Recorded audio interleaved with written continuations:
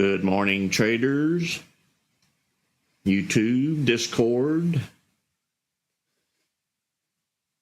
Not much moving this morning. I've been watching since about 5 a.m. Saw Mara make a small pop-up, but then lose it. Hopefully this morning we'll get a play. Yesterday wasn't too impressive. Every day's never the same.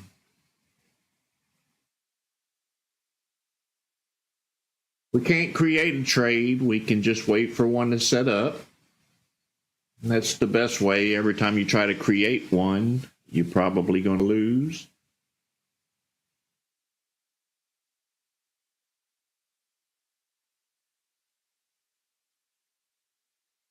So if you've never been here before, we'll be watching this volume spike column. This lets us know, this is kind of like a paid subscription service, but it's free.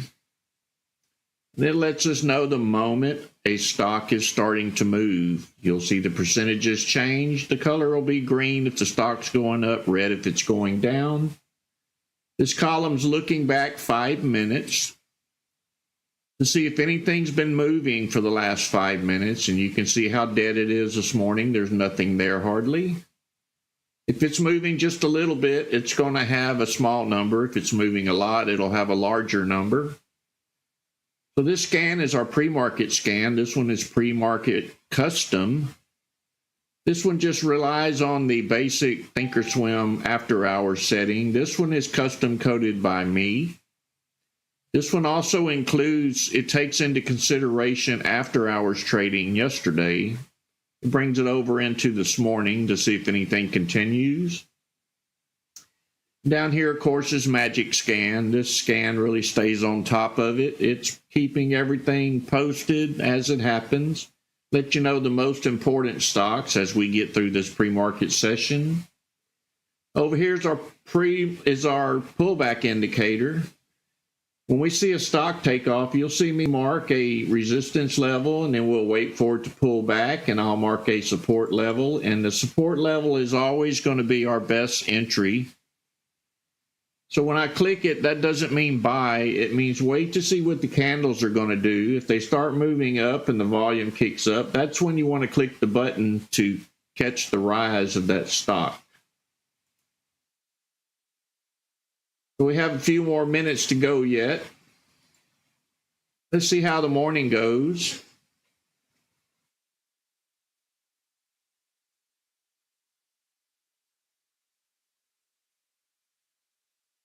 Welcome back, Robert Pro. Know you've been having electrical outages in your area. Hopefully they got that all fixed.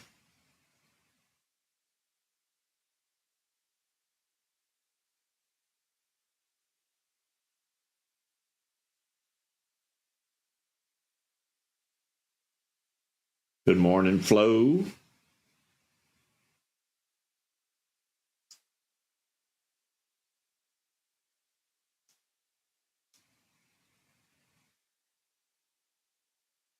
Definitely quiet market this morning. Usually I've seen 2 or 3 move around. Haven't seen anything yet other than Mara making this little run right here, but then it lost it.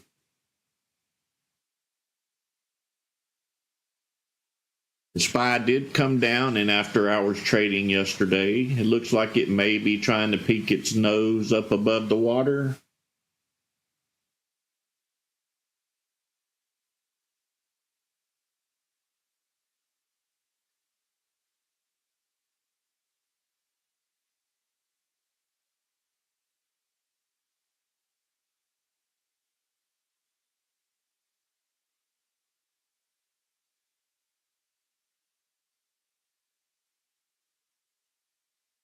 It's been a very tough market. We have been able to pull out some profit, though.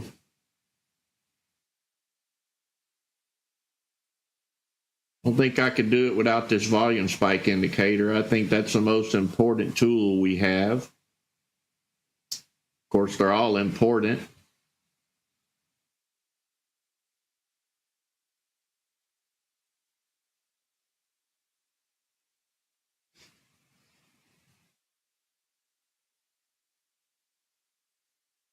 Yeah, if you're hearing a ding, I can probably kill it. It's on one of my other monitors.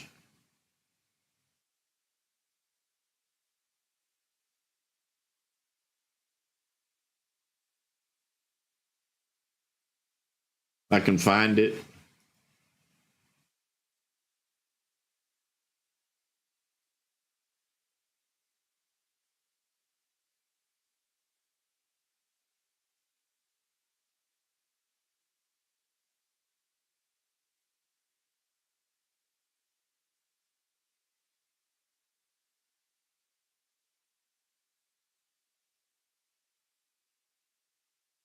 Well, I don't know.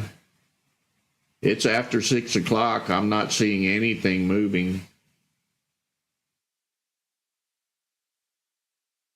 Very quiet morning. Hopefully something will take off here any second.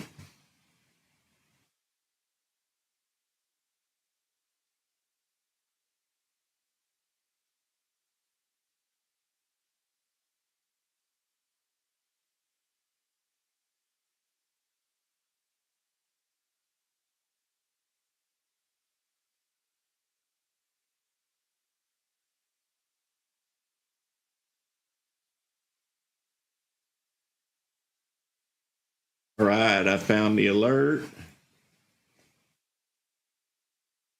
Can quieten them down for you. That should do it. So all we do each morning is we wait on this column to take off. We don't have to go searching for stocks. They come to us. If they're going to move just a little bit, they're going to end up in one of these scans. So far this morning, no movement.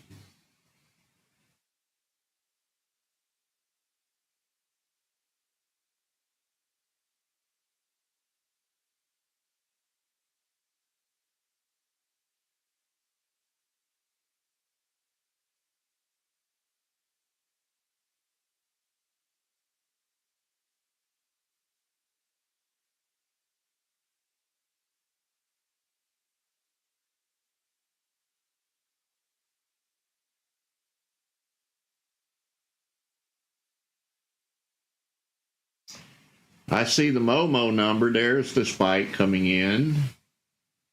We already have support and resistance levels set. That means we played it before.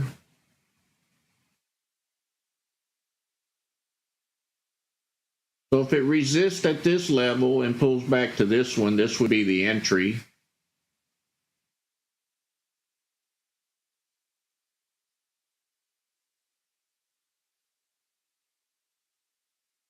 Let's see if we get a pullback right here. Kind of looks like volume is dying on this stock.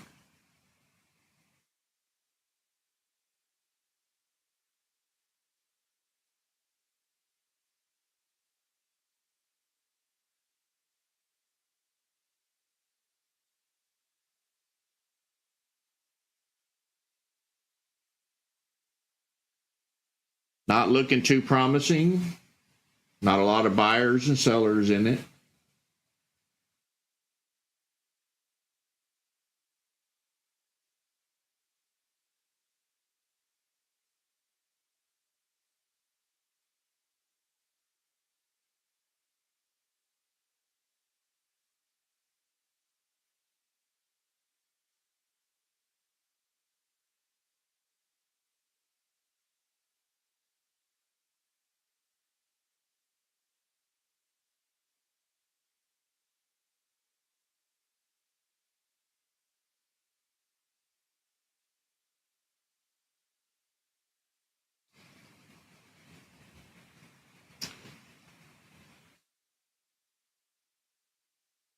Bill, you probably have to save the workspace.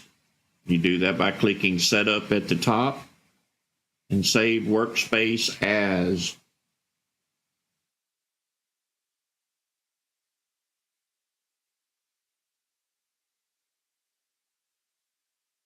This one's probably a no-go.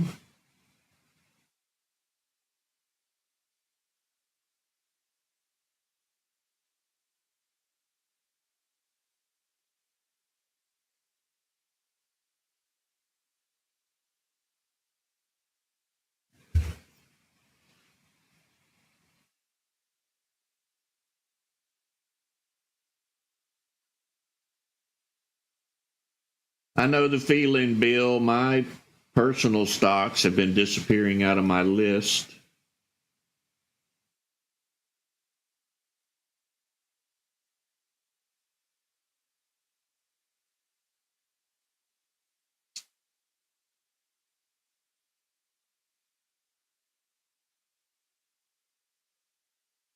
I see green numbers, but they're definitely not moving. That means there's no buyers and sellers there.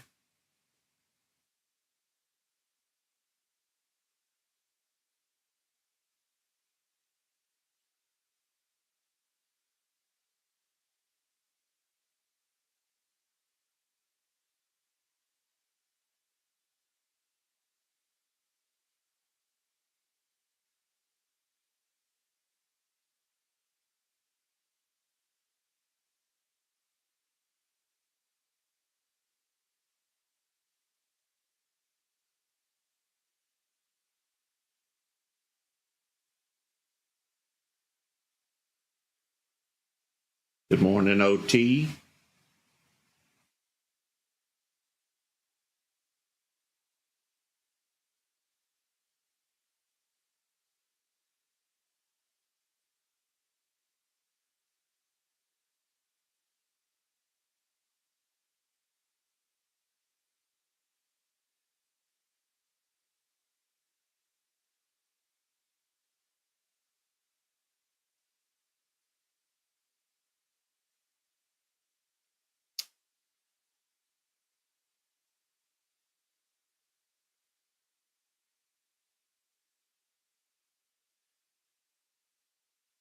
Good morning, Marilyn. I am just fine, thank you. I'd be better if we could get a stock to move. We don't have anything moving this morning. Hopefully, this is not a sign of things to come.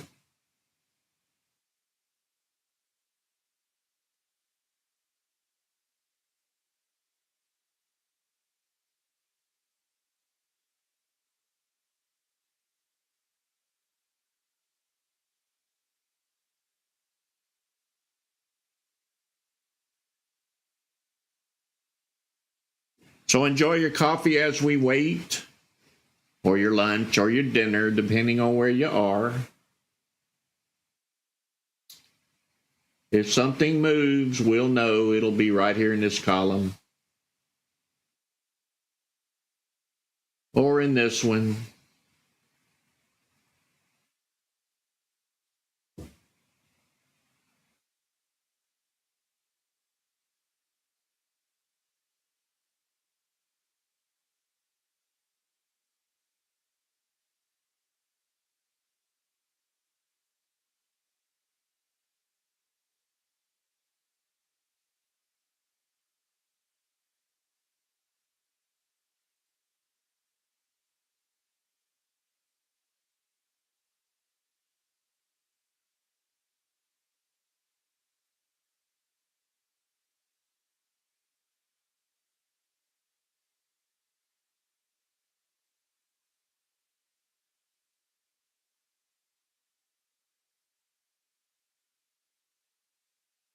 Calvin, it's moving just in the wrong direction.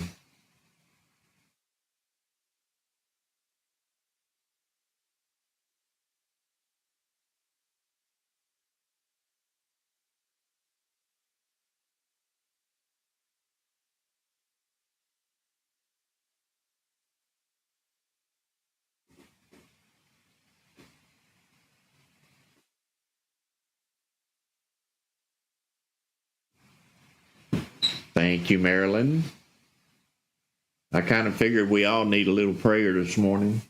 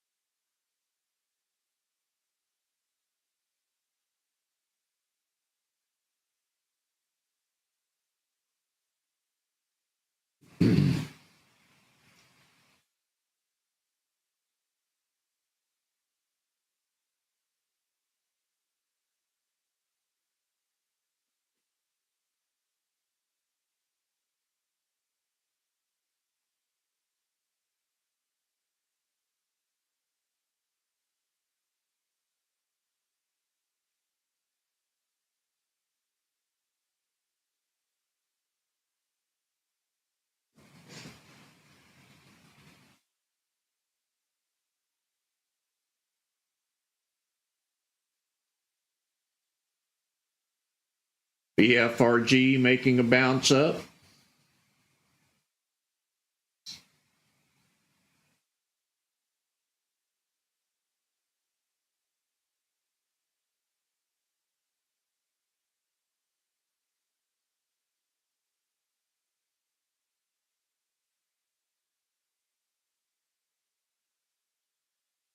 Let's see if we can get a pullback on it. Hopefully you didn't chase that green candle because it could just crash on you.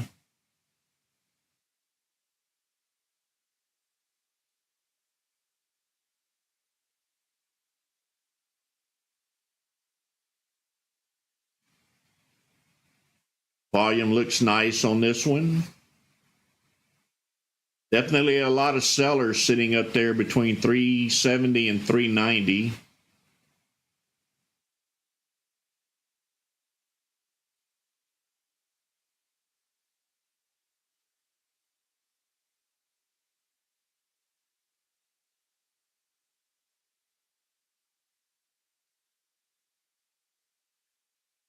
Let's see what's going to happen here. I'll go ahead and set resistance. We got a nice pullback. Let's see if we can get this candle to close. If you see a long tail coming in on this candle at the bottom, that means the buyers are buying it up. And it may be a possible entry.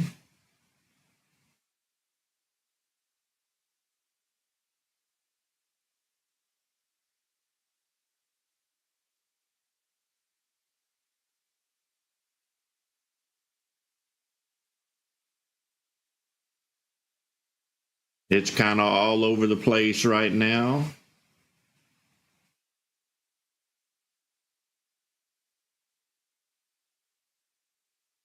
And be careful of pump and dumps this morning. They could possibly be pumping this one up.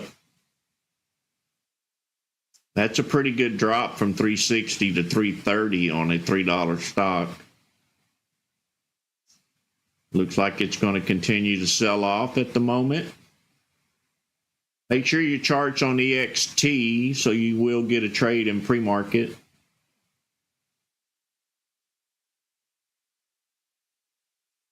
Still pulling back. I'm going to remove the lower line. Might have to set another support level or none at all.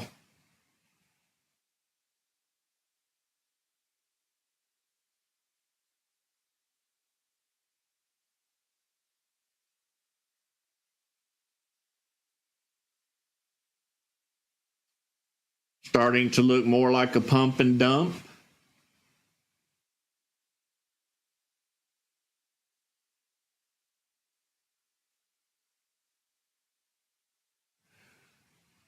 That would be a nice rally back up to the top if it doesn't continue to sell off, and it looks like it's going to sell off. Let's see what happens. We're not having a volume spike on it. That tells me the volume is dying.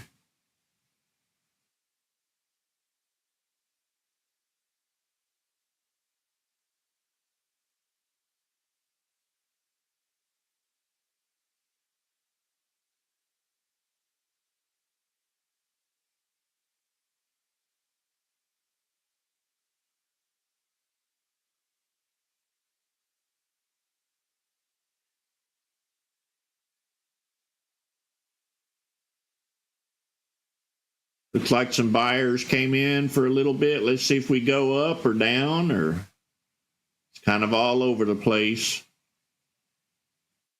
Got a tall wick on the top of that candle. Not good news.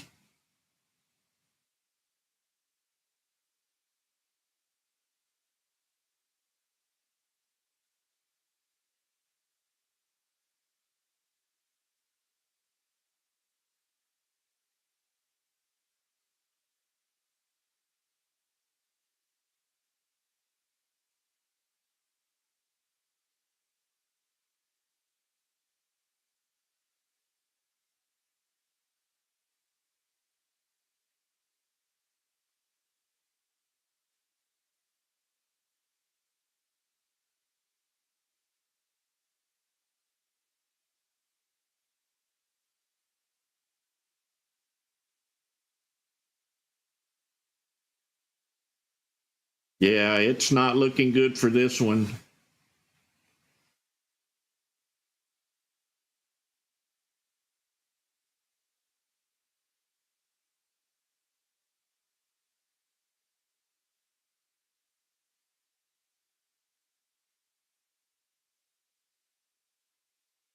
CTSO, don't see it on mine. It must be on your scans. CTSO.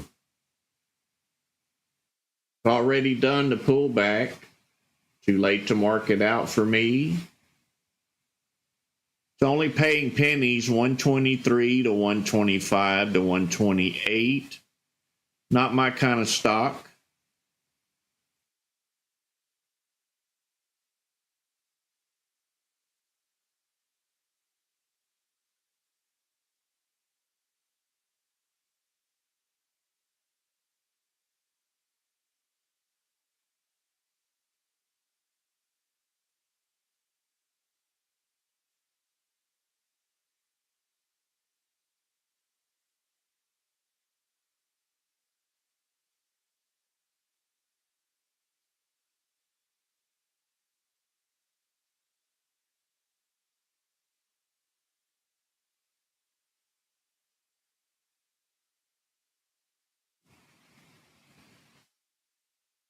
Well, that's kind of ugly.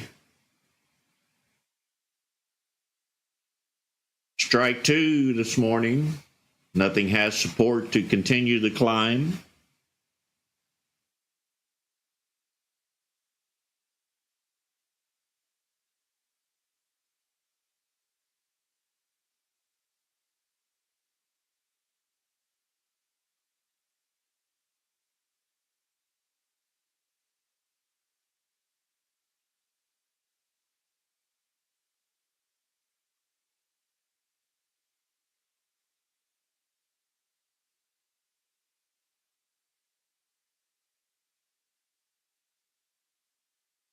This is our pre-market scan. This one up at the top has the after hours script that comes with TD Ameritrade. You find it under custom and price and after hours. And that's what turns this scan on. Of course, I have the price set at $1 to nothing or on the maximum. Volume of 2,000. So if anything moves this morning, it'll pop up in this scan. This is also a pre-market scan, custom coded by me, and it takes into consideration the movement of stocks in yesterday's after-hours trading. So sometimes we'll have some pre-market stocks down here. Sometimes they'll show up here.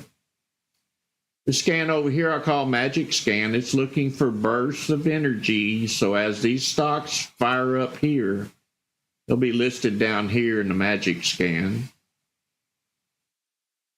So far, nothing has made it to Magic Scan this morning. These are two very special scans.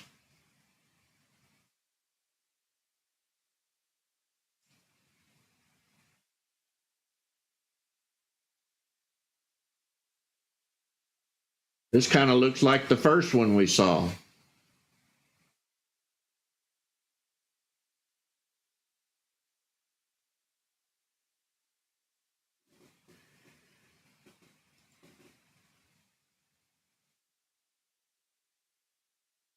Let's see if we get a pullback on RVSN. Let me remove these lines. I'll mark the resistance level up here, support down here. See if we get a bounce between 194 and 206. Not a lot of money there, 12 cents.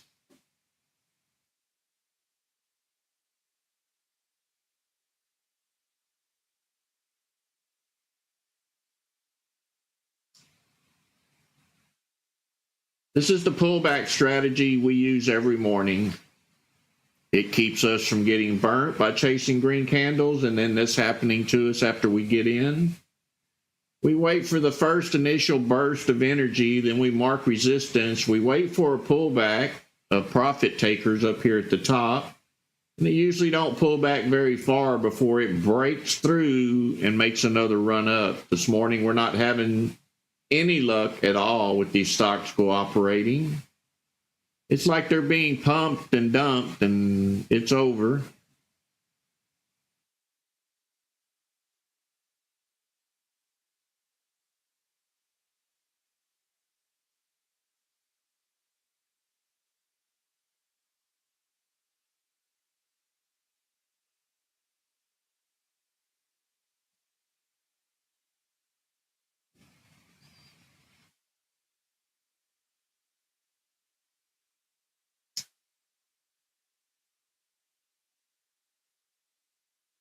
Not looking good on the dominator. If you don't know what this is volume. This is not moving averages. This lets us know if the buyers are ahead of the sellers. In this case, they are. It's barely above the red line. But the sellers are right up there with them, so they may just pull it right on back down.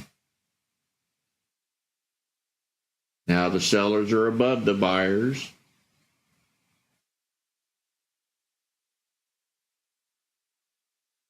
You don't want to get caught in a mess like this. This is just a bunch of bouncing around. They were hoping that it would do this again, so they were getting in, but they got fooled. Now they're stuck holding the bag for a few pennies. Don't know if they want to hang on or not.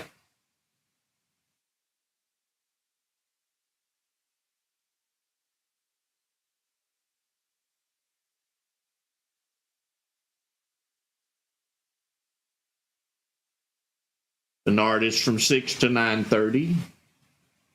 If we had a better market, I'd sit here with you guys all day long and we'd make some money, but the market's not allowing that. It's been dying at 9 to 9:30. Then it's pick out what you can find. And I prefer not to sit here all day long waiting on one stock to pop up. So I call it quits at 9:30 on the stream. We have some pretty good pre-markets. We usually make our money before the market even opens. It's just that we have no cooperation this morning.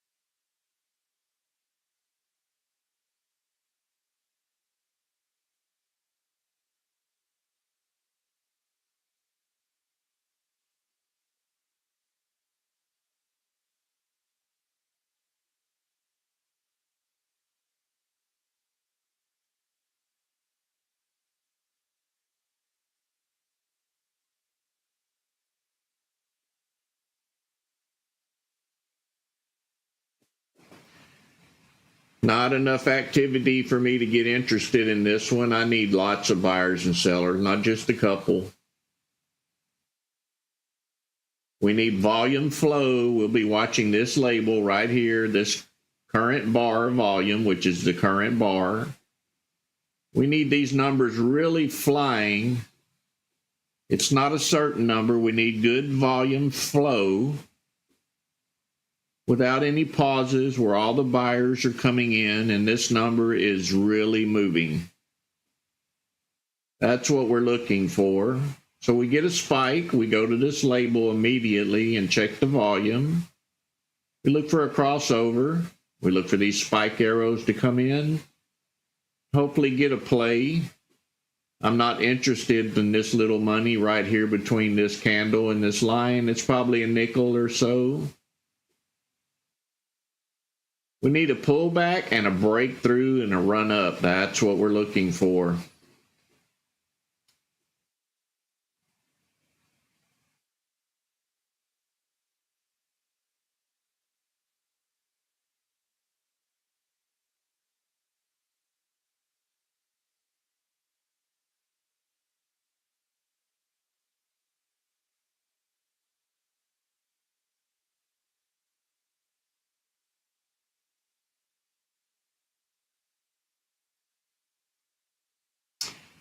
Looks like I'm having video streaming problems with ThinkorSwim. It's not on my side.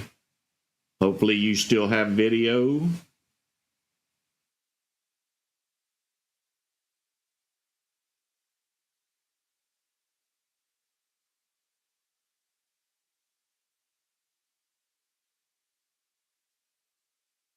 All right, I'll just let it ride. I'm getting a spinning circle on my side.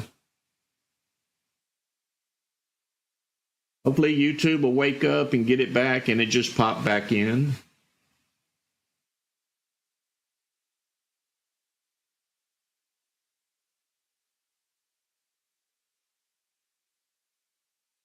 Andy, you were supposed to get with me yesterday and we was going to get that resolved after the live stream. I never heard from you.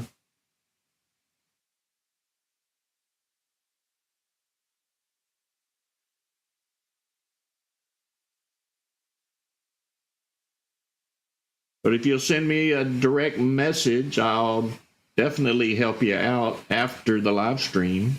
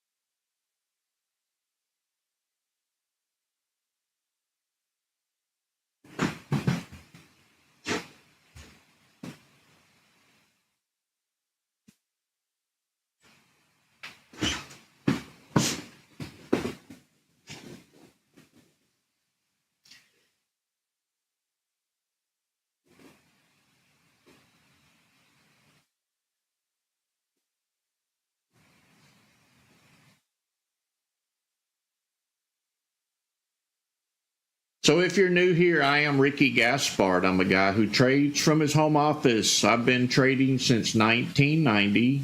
I'm also a ThinkScript coder, and I write my own scripts and indicators and labels. My first creation was this volume spike indicator. I got tired of paying for a subscription service that gave me one stock at a time, so I was able to break down volume as far as positive and negative. You'll hear me refer to it as buyers and sellers, but it's really not buyers and sellers. It's volume as the stock candle is moving up and volume as the stock candle is moving down. And I coded it to where they were red and green. If it's moving up, it's green. If it's moving down, it's red. That allowed me to cancel my subscription service, and I actually get more stock picks than the paid service did. Once I got this one coded, this one was born out of it. It's the momentum scanner, and I coded it to look back 30 minutes for anything that's moving. If it's moving a little bit, it gets a small number. If it's moving a lot, it gets a larger number. Over here, we have the pullback indicator. It consists of the 5 and the 13 EMA. Once we have a volume spike over here, we head to this volume bar to make sure we have a lot of volume. If we have a lot of volume, we look for this crossover of the two moving averages. These arrows you see are volume spike arrows. It let us know that in this candle, the volume is spiking. Up here, you'll see a bullish and bearish label pop in every now and then, and it's also looking at this candle. So if this candle's bullish or bearish, a label will pop in up here. I don't use volume bars. I got rid of them. What I wanted to do is break the volume down so I could tell what was in that volume. This tells me the current candle. This tells me the pre-market volume overall. And these two labels are looking at the entire volume of this stock and letting me know if there's more buyers or more sellers in the total volume. Down here, these two are volume indicators as well. This one is Dominator Master. And it's taking an average of the last candle, this one right here, and it's letting us know if there's more buyers or sellers in this candle.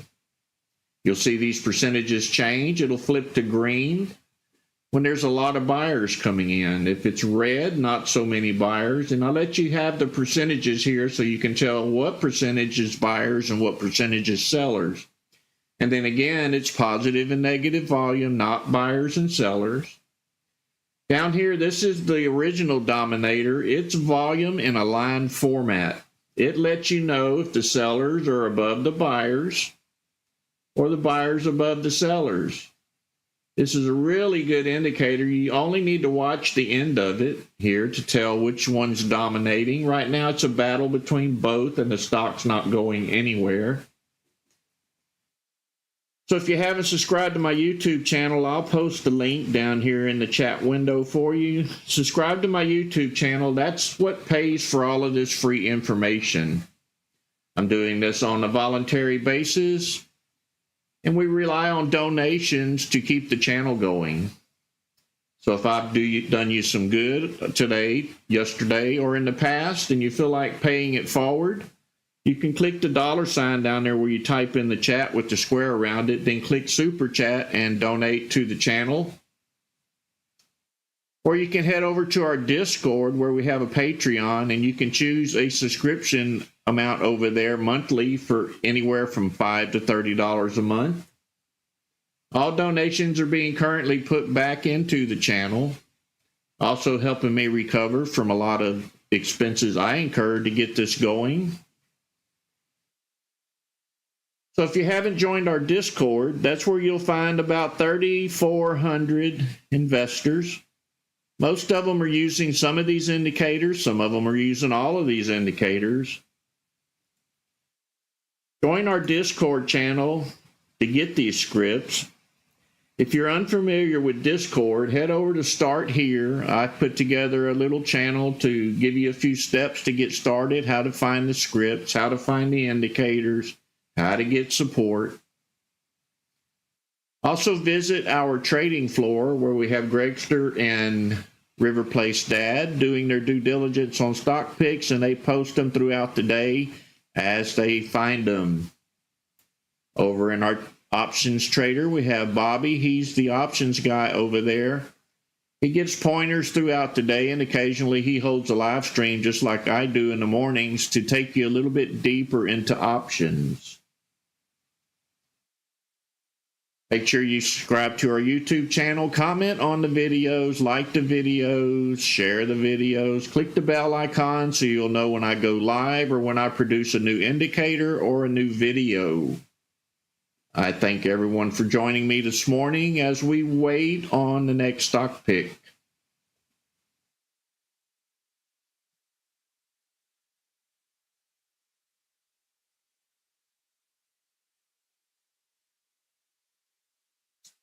And one more thing, hit the like button for me this morning on this live stream. Let's keep the ratings up. The more higher we keep the ratings up, the more subscribers come. The more people we have watching for the same stock to occur, the more buyers we put on that stock. So it benefits everyone if you just hit the like button. Thank you, Frank M., for your contribution. Greatly appreciated. God bless you.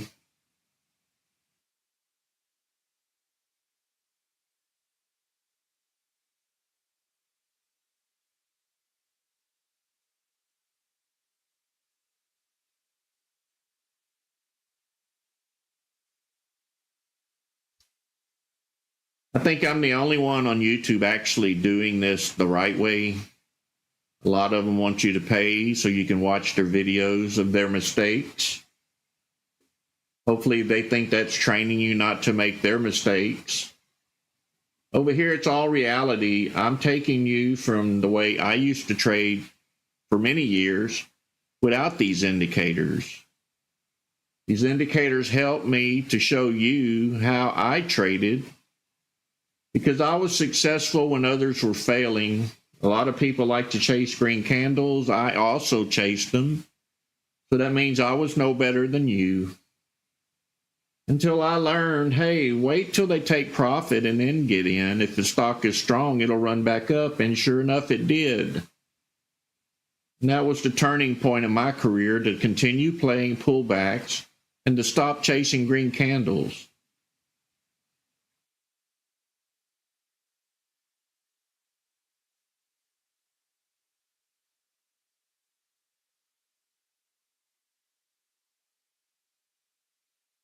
Thank you, Frank M. Thank you, Bill R., for your donation. Greatly appreciated. God bless you.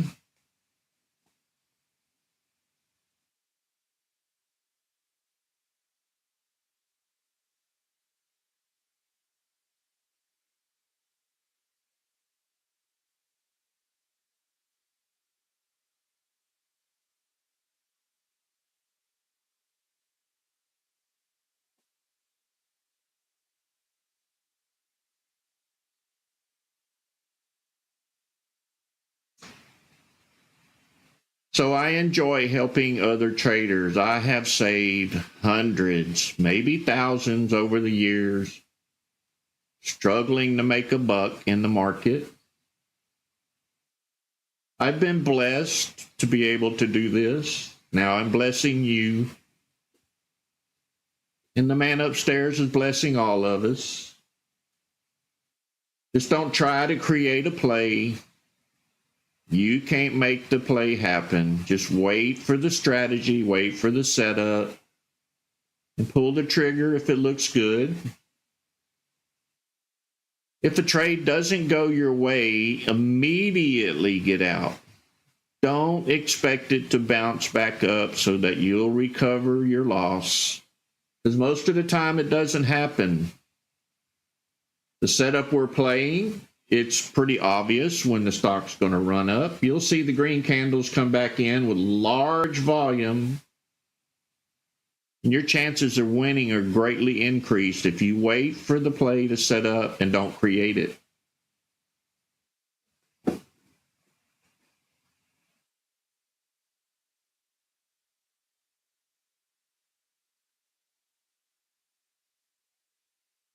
I also want to remind you, an indicator is just an indicator. It's only confirmation. Don't rely solely on indicators. They do help, especially the ones I created, but they're not 100% accurate. I don't think there's any indicators that are 100% accurate. I could probably remove all these indicators and walk you through the candles, and I've done that before. And you'll see this pullback happen without anything on your screen. And that's why I'm teaching it this way, because eventually, one day you may come here and we may not have no indicators to trade with. And I'm going to find out how much you learned.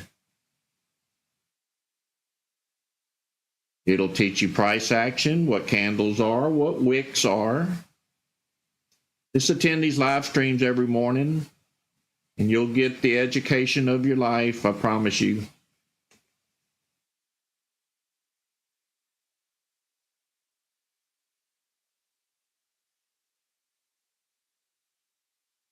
You don't know what trading is? It's a battle between buyers and sellers, and whoever wins profits.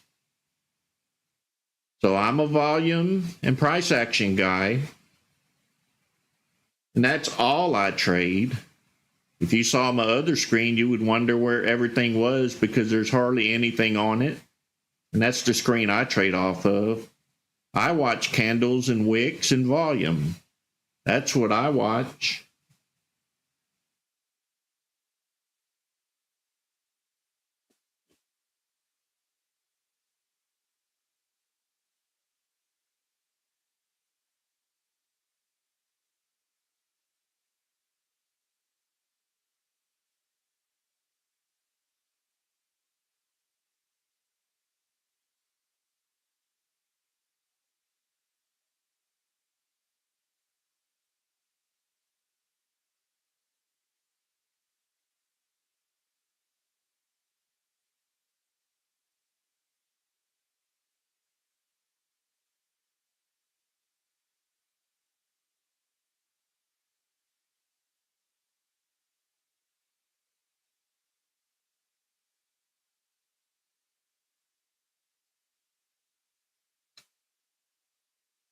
Unfortunately, this morning's not cooperating with us.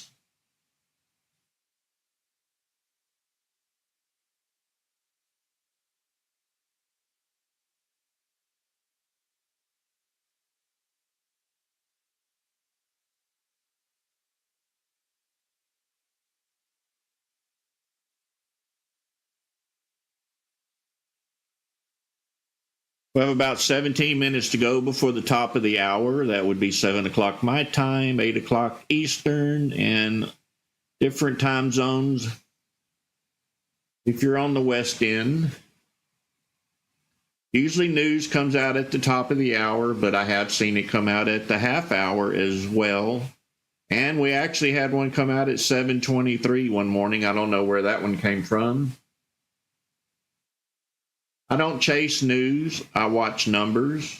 If the news is good, it's going to be reflected right here in this volume spike column. Because if it's good, people are going to start buying it, and I'm going to know because I'll get a spike number on it over here. So I let everybody else read the news. Saves a little bit of my time.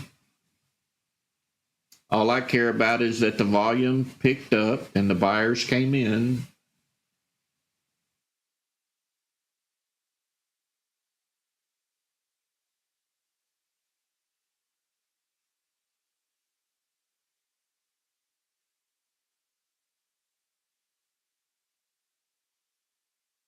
So penny stocks are good investments. I just don't trade them because I'm a large share buyer.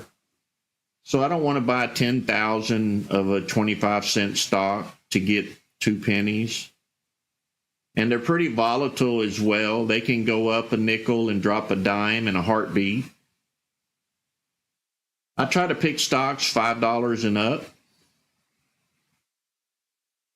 Something that's more secure, something that's been around for a while, something that has steady volume every day.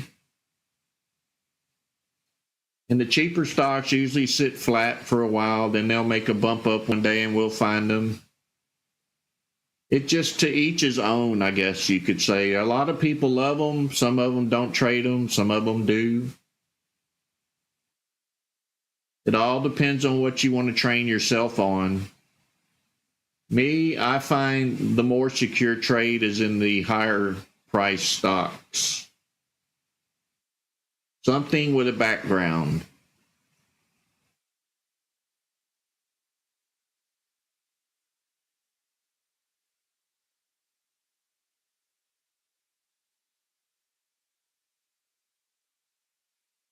But don't get me wrong, if we have a $2 stock pop up here and it looks like it's going to gain 40 or 50 cents, I'm in. The temptation will override my thoughts. And I will take that profit if it looks obvious.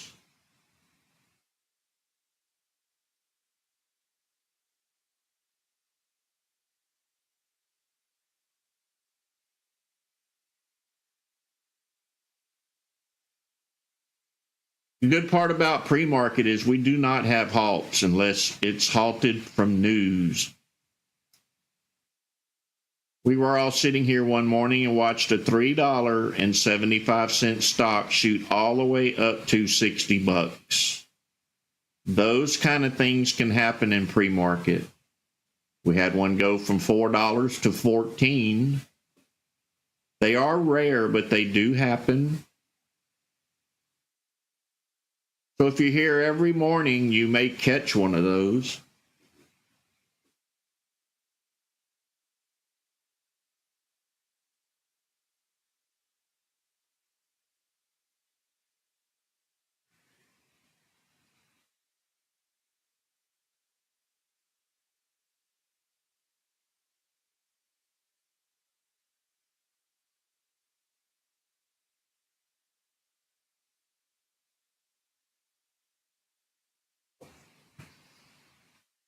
It only takes one of them to make up for all of these days we did not get a trade.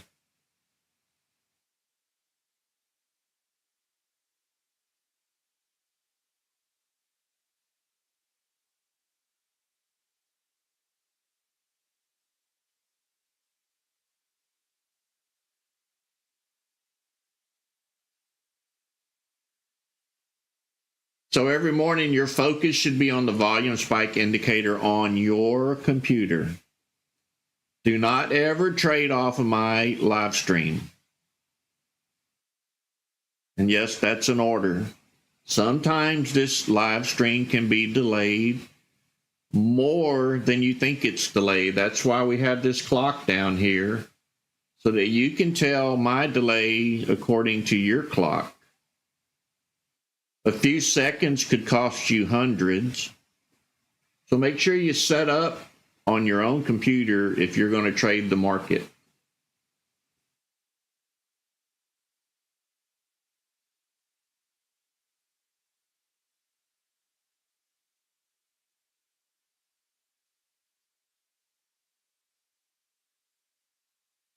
Dana, would you like me to leave? I can leave and everything will go up. You know the routine. We should make that a strategy, really.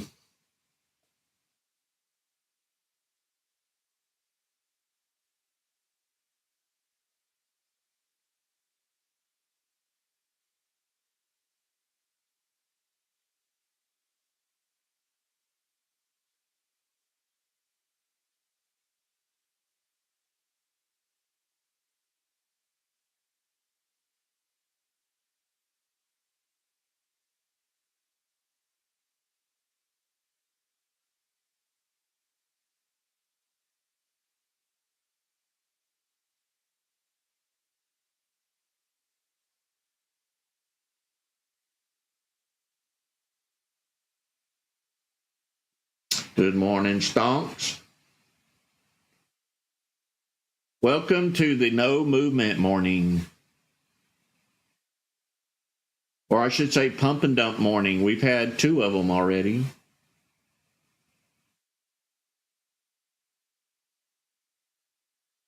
Man, I've been thinking about this t-shirt idea that you guys came up with, and I just don't know. I don't know if it's worth all the trouble. Do I want to go into the t-shirt business? My fear is we have a member that has a t-shirt printing place, and I would hate to set all of this up and we sell 30 shirts and nobody else is interested, because he has to buy inventory to cover,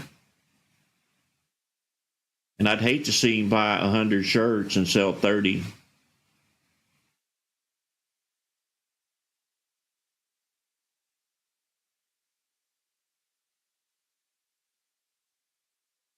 Well, I did see he typed in that he would have to get inventory, so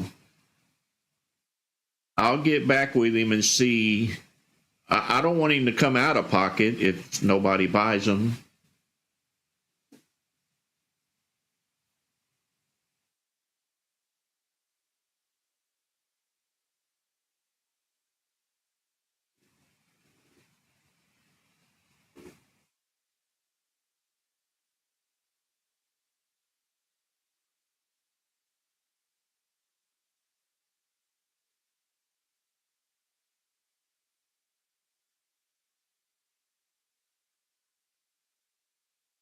I'm on BFRG. It's not doing anything.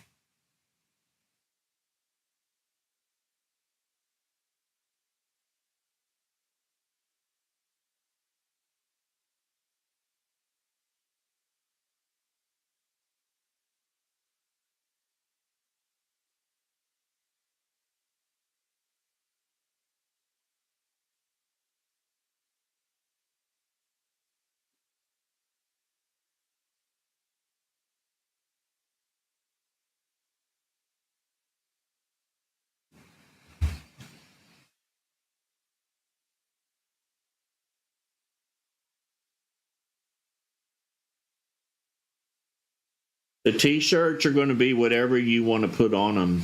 You'll have to make that decision. So you can customize them to your liking.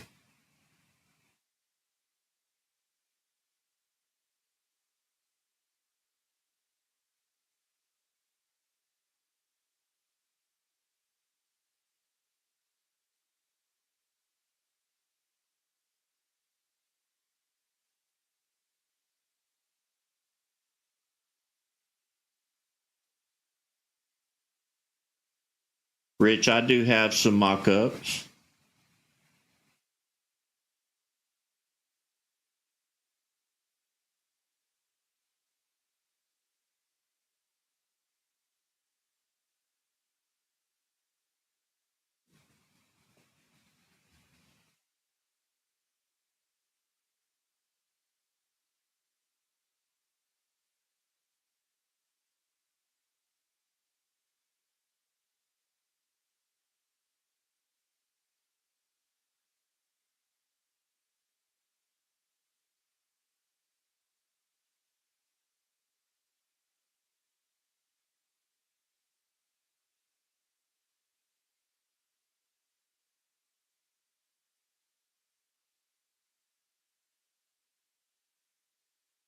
Thank you, Joe, for your contribution. It's greatly appreciated. God bless you, brother.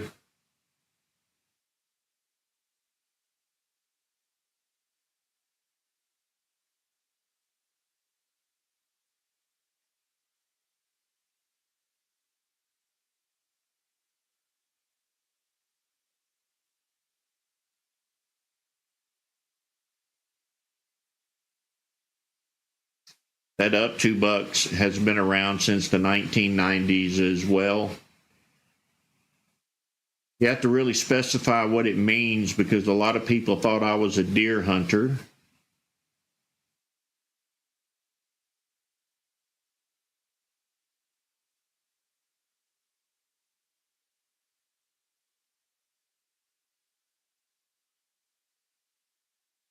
So I guess you'd have to have a stock market arrow run through it or something.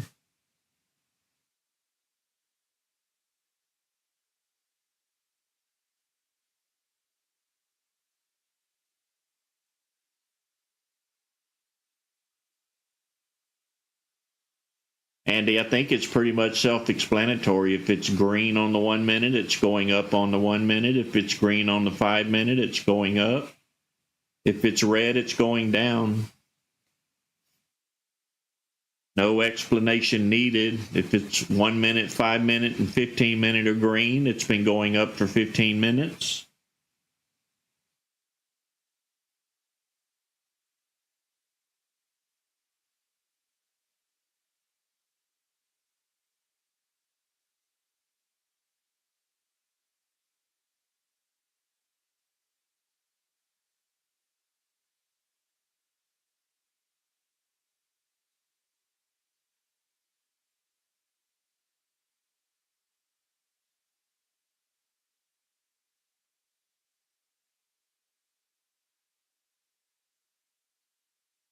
Man, what a quiet morning. About 3.5 more minutes to go before the top of the hour. Hopefully some news will come out. We'll at least get one stock play this morning.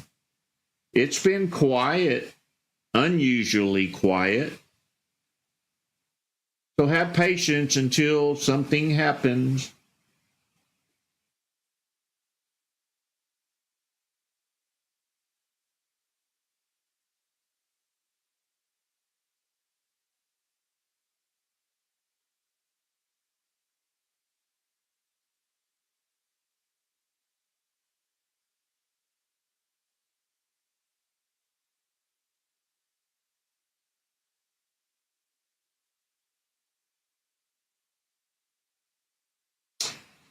They are the 5 minute and the 13.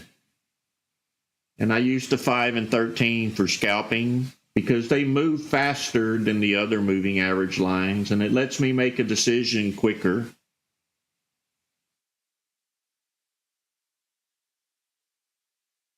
Good morning, Jimmy Noid.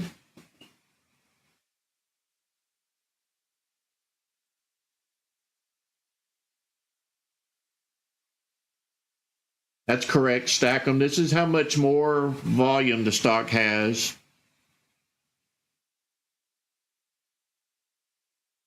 Today than previously.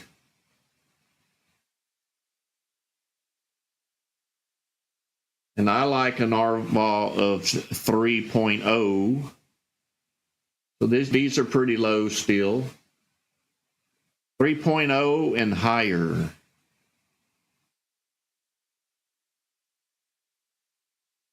That's correct. 5 and 13 EMA.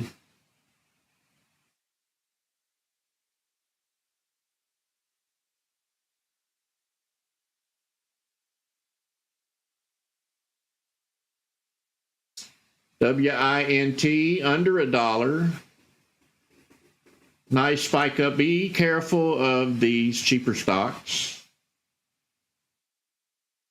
Only paying pennies. Is it really worth the trouble to get in here for a nickel? It could end up being 15, 20 cents. We never know. This morning we've had 2 pump and dumps, so be careful on this one.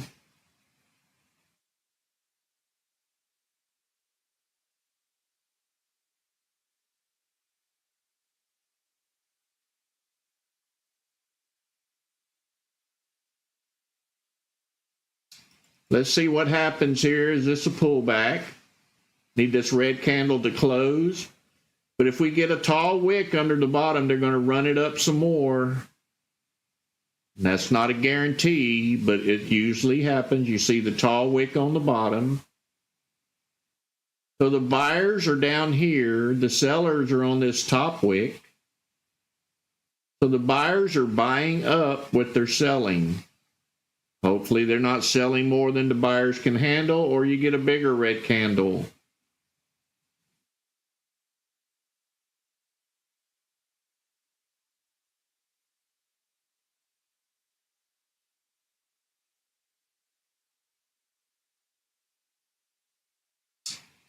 These are buyers down here.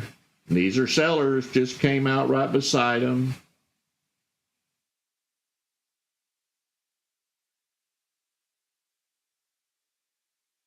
We don't have a lot of volume in this stock. This is where your eyes should really go. And if this number pauses, that's another bad sign.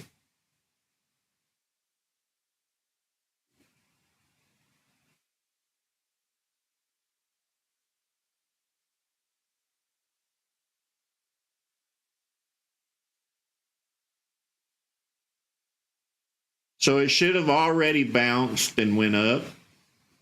It could be delayed. I'll give it another candle to see what happens.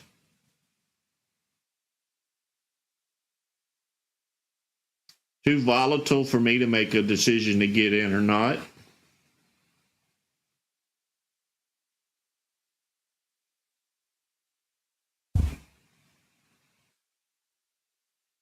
Going up for 2 more pennies. I'm going to stay clear of this one. I'm not interested in it. You would have to chase green candles to get in. That pullback was pretty volatile.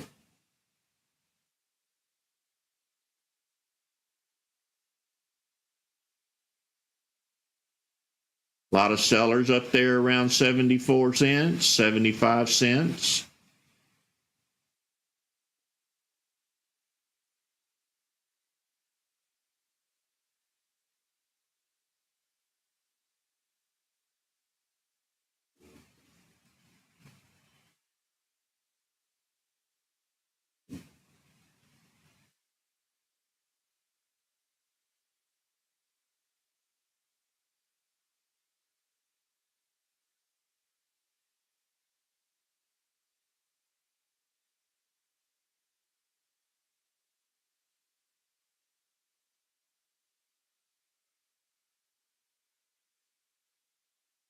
Outsider, we like to see a lot of volume, but we prefer green candles. I like the red ones for the pullback, but then they need to turn green and run up and break through resistance. High volume is always the best choice.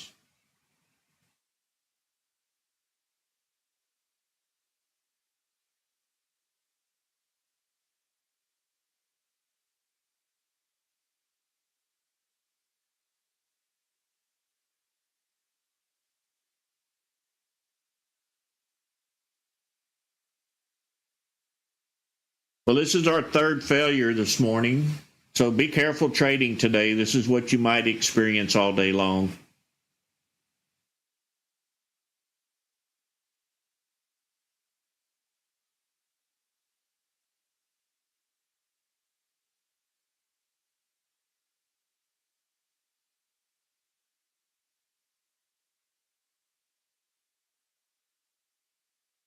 I'll take a look at it. M-I-M-I-N-O. M-I-M-O.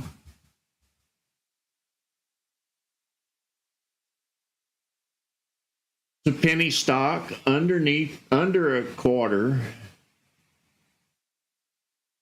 This is slow progression. Maybe there's something behind it. I don't know. If you're going to get into something like this, you want to wait on it to pull back before you make an entry. If you got in here, you're going to be negative on the next pullback. So you want to see some red candles come in, and that's where you want to enter, is down here. I won't be playing this stock. It's too cheap for me. It could end up being a good one by the end of the day. It's just not for me.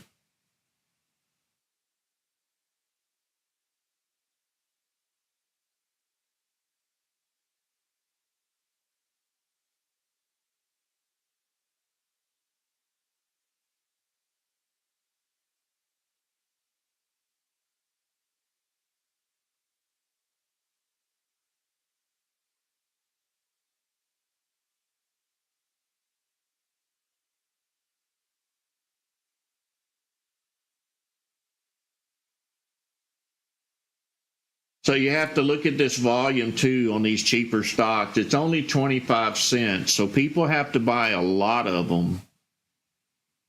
So 1 million shares traded. What if they're all buying 10,000 shares each? You only have 10 people buying this stock, or 100 people. So high volume is always the case on cheap stocks because they have to buy a lot of them.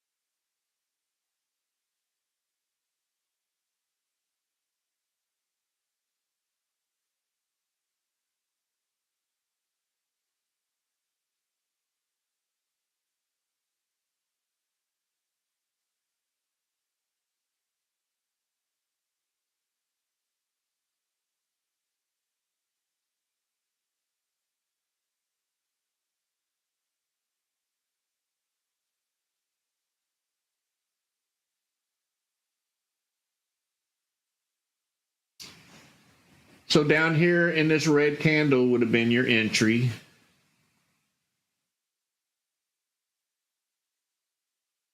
And that's going to be the case for any price stock.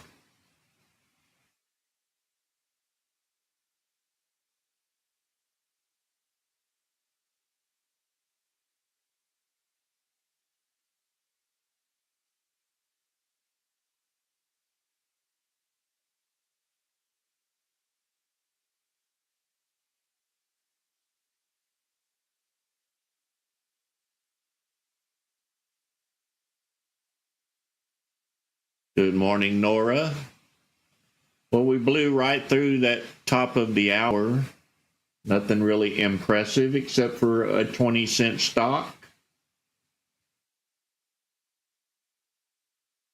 This has actually been the greatest performer this morning.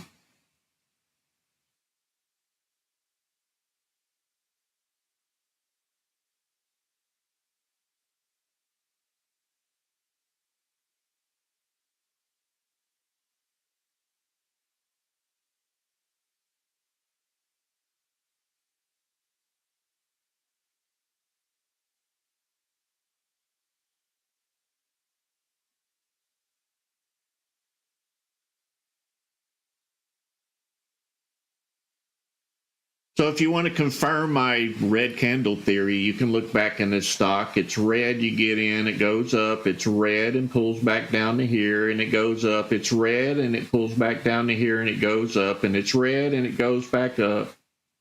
Each time it's going up. This one just happens to be laid out that way, but that's how you want to play your entries, is on these red candles.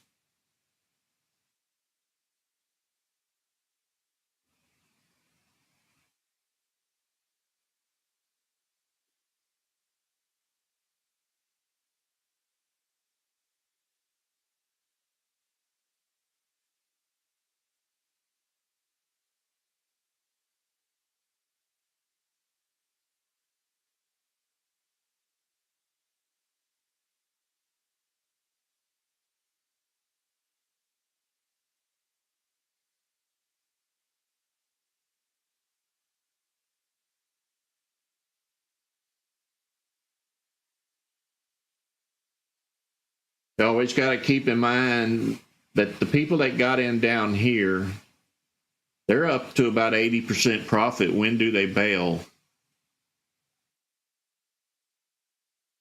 That thought always needs to be on the back of your mind. Where did this stock start at? How many people are holding on? And will the next red candle trigger them to sell, and it'll drop all the way down?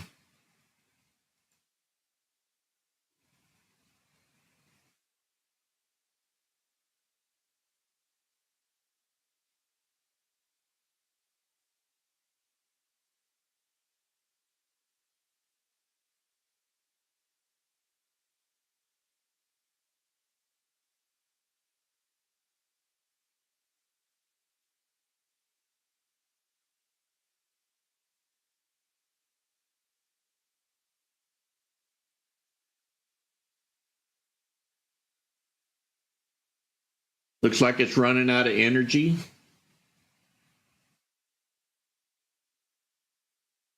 What I'm watching is this red line. These are the sellers. If it turns upwards, they're coming in.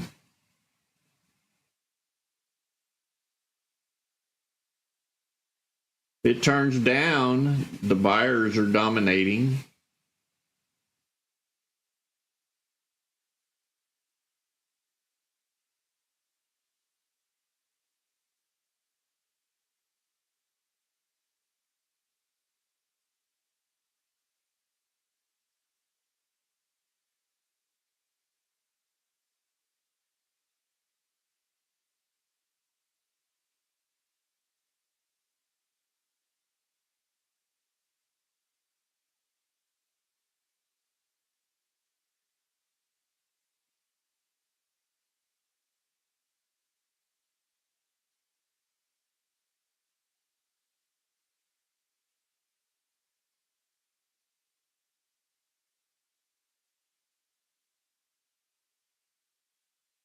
I was watching Save yesterday from 16 or just under 16. I think it was like 15.75, dropped down to 7.75. Did they have a reverse split yesterday? Is that what happened?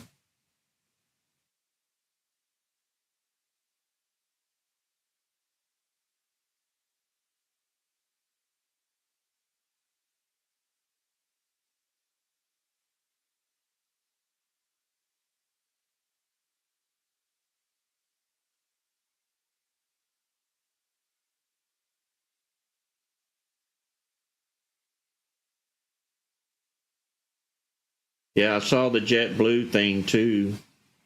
I almost pulled the trigger on the bottom when they fell hard like that. That's usually a good stock play as well. The problem is calling the bottom.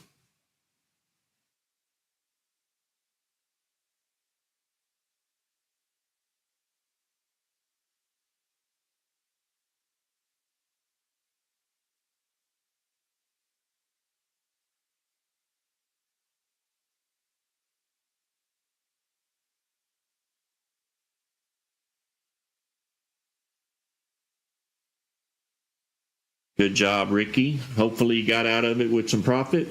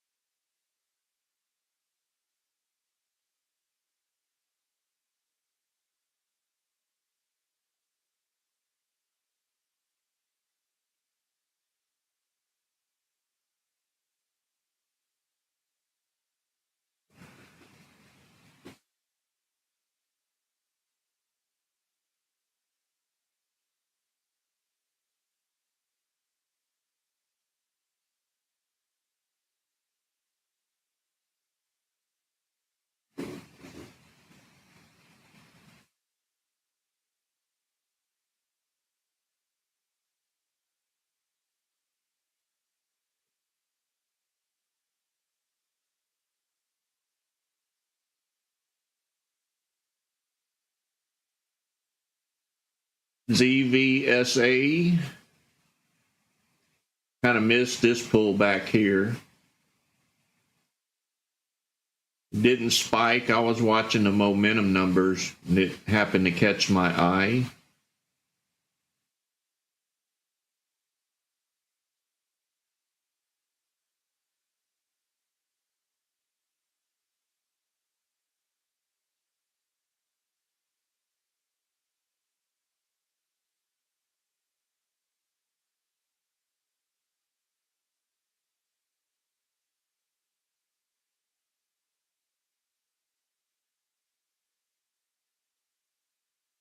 I will not be playing this stock.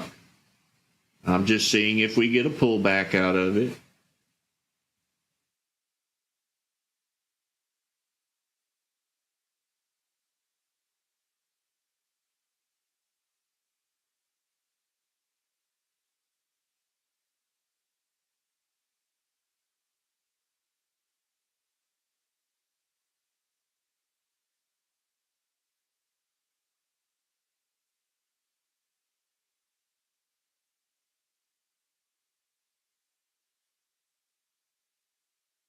We did get a pullback out of this stock, and this is what we're looking for, something similar to this. I didn't play this stock because I don't play them.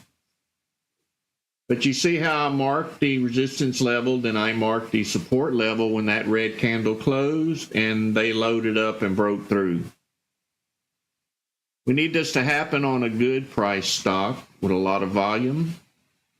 That's where our profits come in.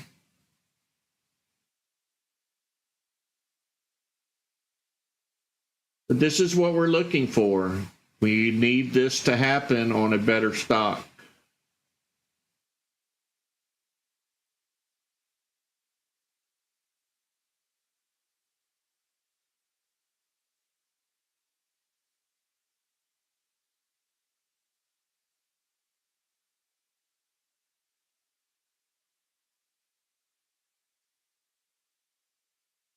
Still going.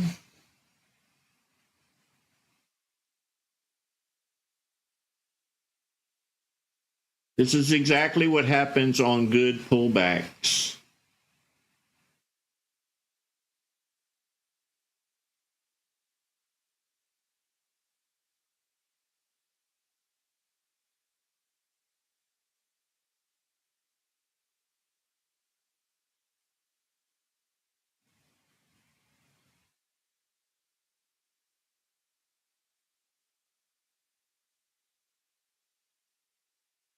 So if you got in with 3,000 shares, you would have a couple of $100 profit by now.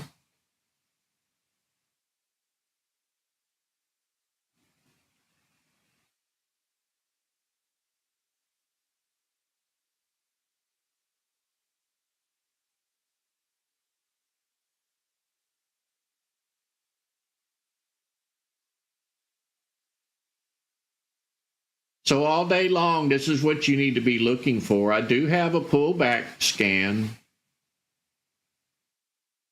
think it's called Swing Combo Pro, maybe. No, I don't think that one's it. I do have a pullback scan that's pretty accurate, though. It does look for pullbacks. I have so many scans, I don't recall the name, and my apology, but I do have one. I may have several. This is where you would be exiting when it's having trouble getting any higher.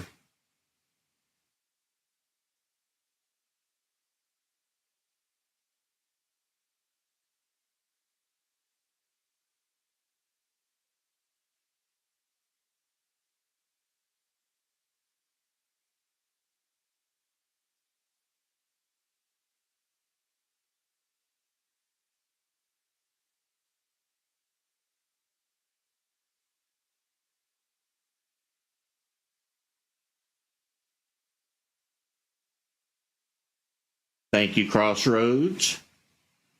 RG pullback scan 1.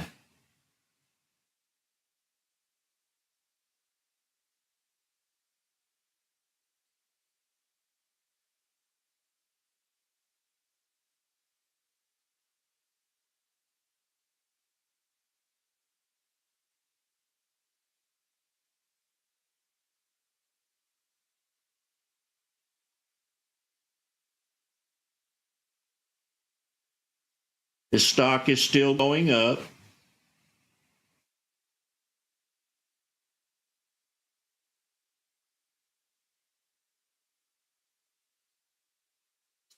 Randy, I haven't changed the volume spike indicator. Actually, I did, but I updated it on the scripts page. What changed was I took out some of the coding that had a slight delay, and it was brought to my attention by a different member. So the correction made it just a little bit more accurate.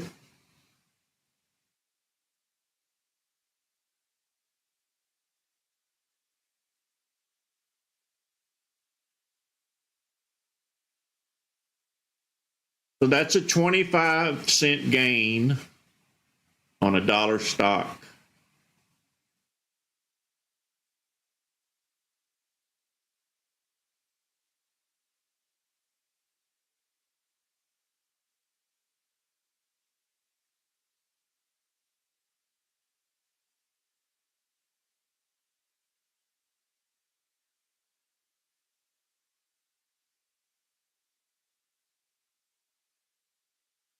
Robert, the problem with that is you don't have all these other green candles in front of you to tell you to get in at the bottom. So you're guessing that it's going to do something like this without doing a pullback. It's easy to say, oh, I got this when it first started, but you don't know where it's heading.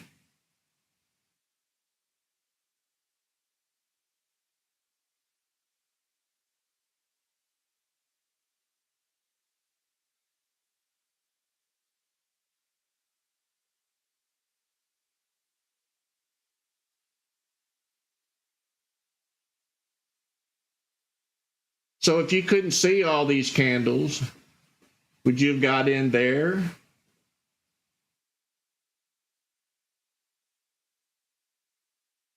You may have tried to get in here, but we're already up to the pullback for the greater run up. There's more profit here than down here.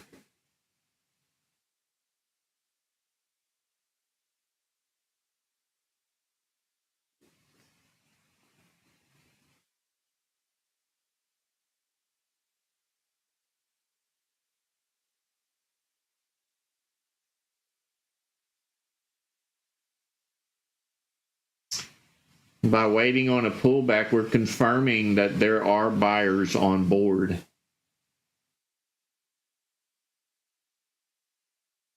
See you later, Mr. Rodriguez. God bless you.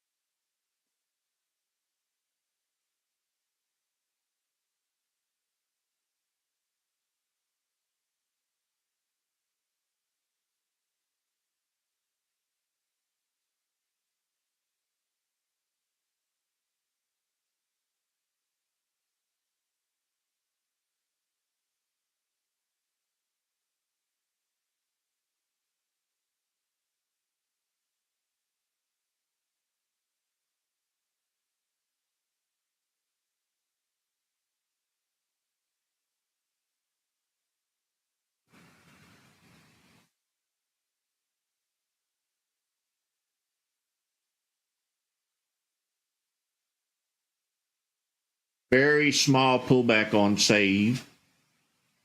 I'm watching the volume. The volume's just kind of trickling, but it's probably enough to move it.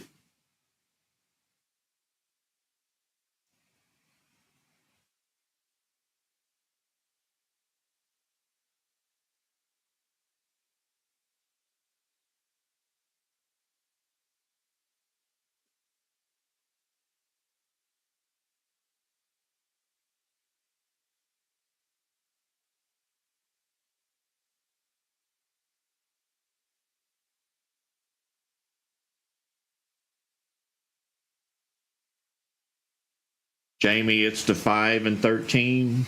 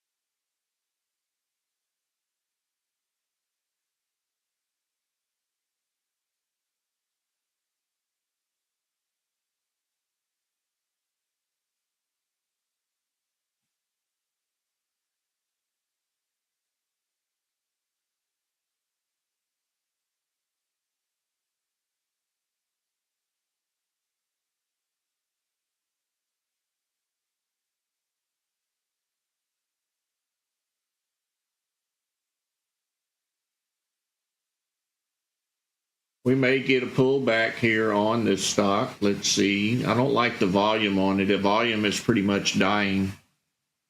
It could pull back, but hopefully the buyers will come back in.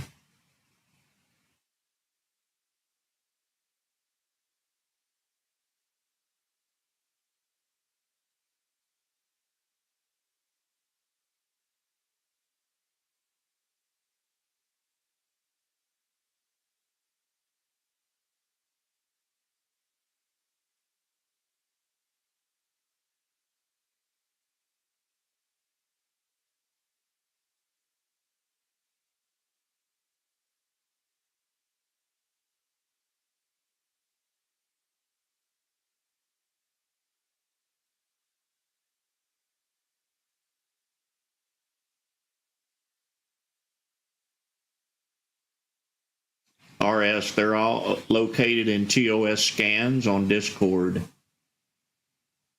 We have many good scans.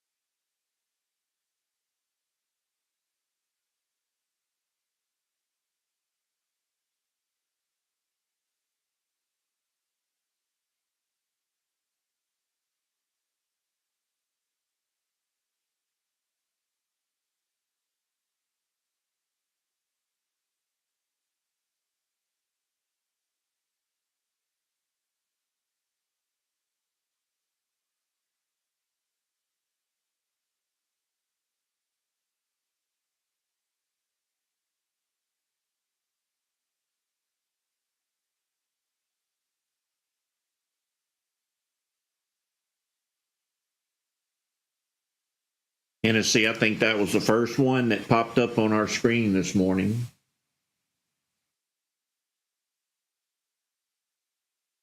Pump and dump for sure.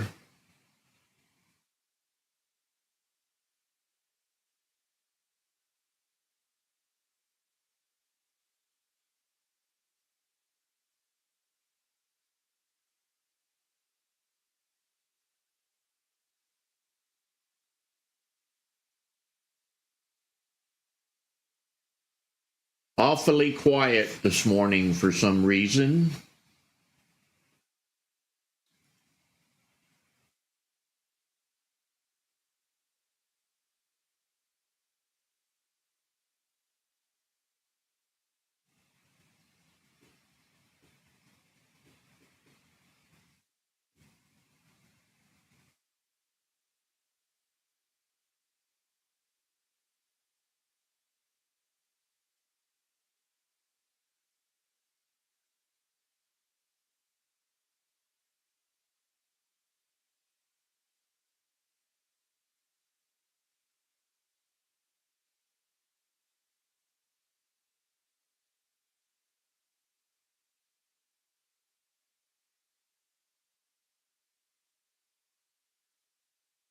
Bernard, the way I avoid them is by doing this pullback. If it runs up, I don't chase the green candle. I'll mark resistance at the top when it turns around and starts dropping, and try to get a pullback play on it. And if it's a pump and dump, it'll just keep going down.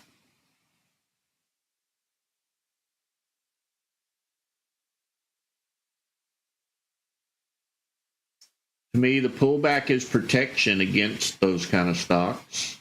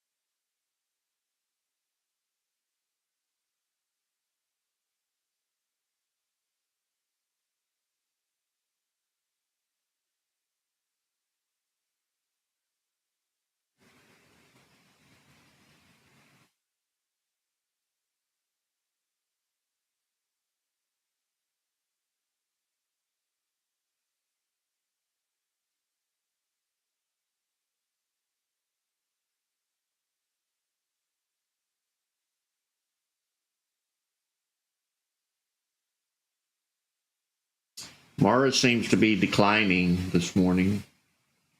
It had a little run up earlier when I first signed on, but then it lost it here.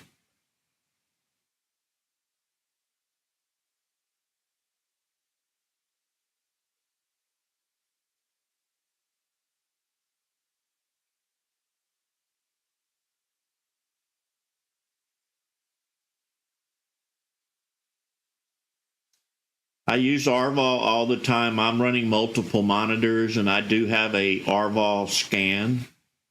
I think I posted it yesterday for everyone to use. It's in TOS scans at the bottom. It's looking for all stocks that have an RVOL greater than 5.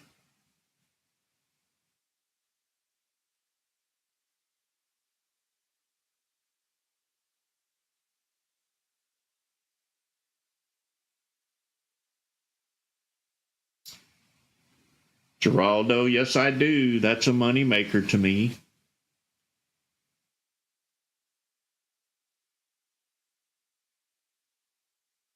Really, what everyone should do is find their favorite stocks that move, put them in a watch list, and don't fight the mess at market open.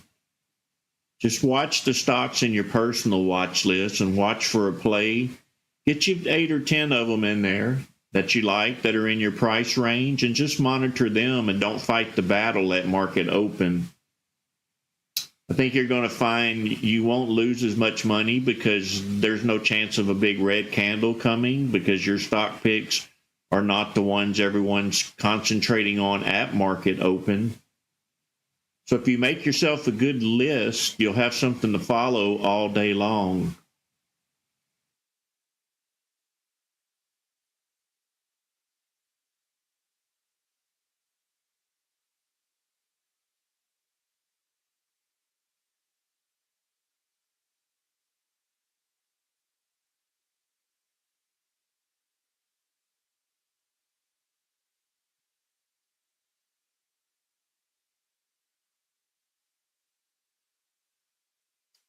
NUKK.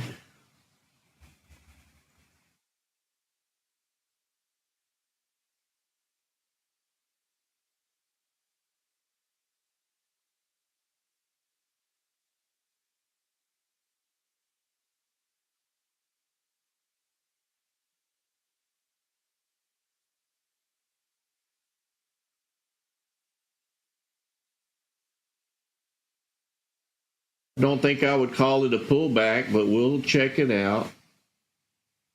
It's like another pump and dump to me.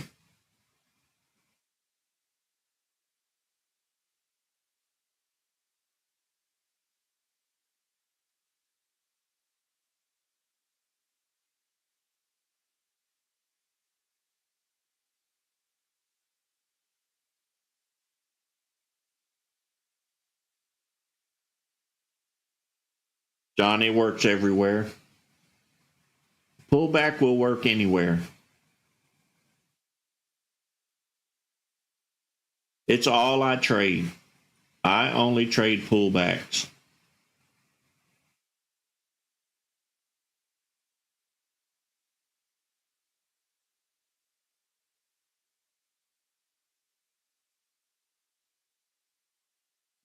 Problem lately, they pull back and they keep pulling back.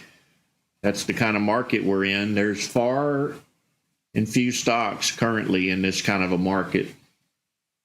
When we have a green day, that's your best days. When we have mornings like this morning where we didn't even get a play, well, we could have played one, but it was too cheap for me. But we haven't had any real good plays this morning.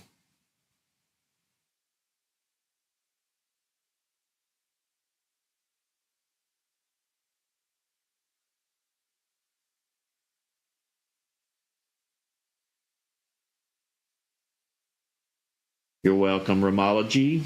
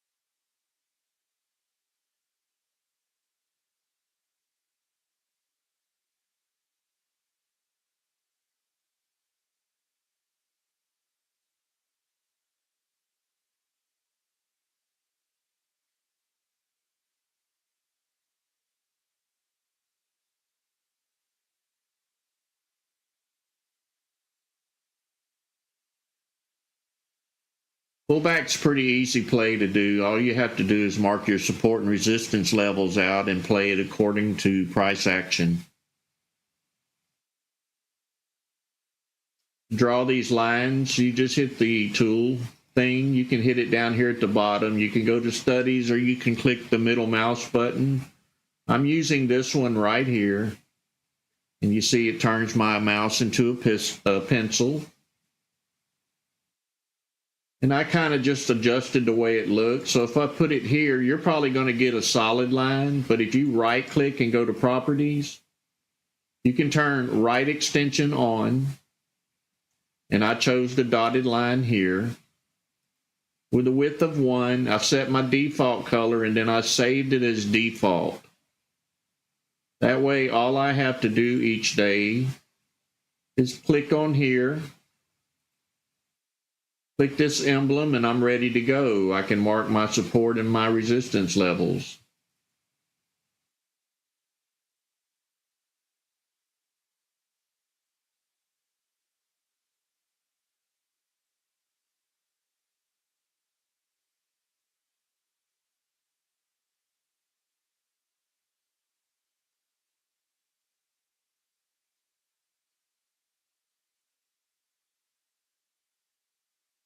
And there's a good chance that save could bounce off of support right back up to resistance.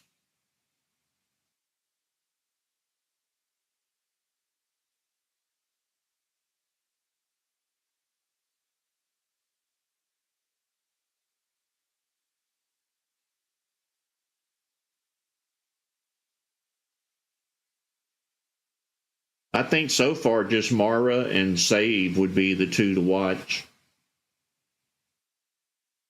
CCCC could be a play, but I think it's kind of dying out. It moved for a couple of weeks.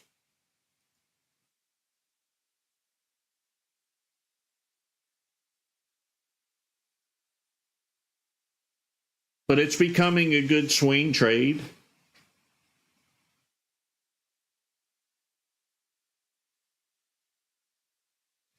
SPY is dropping.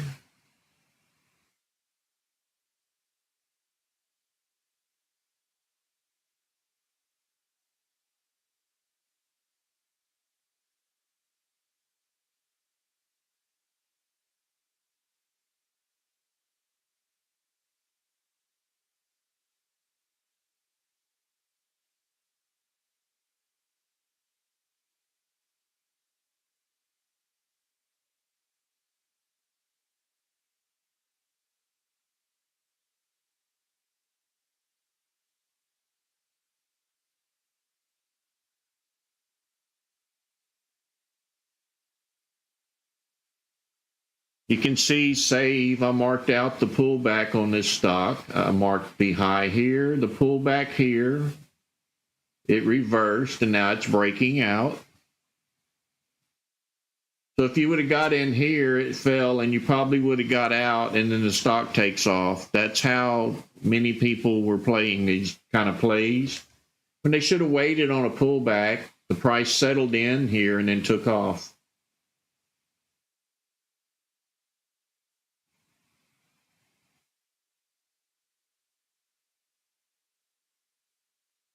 Do you buy it up here? Absolutely not. You wait on the next pullback.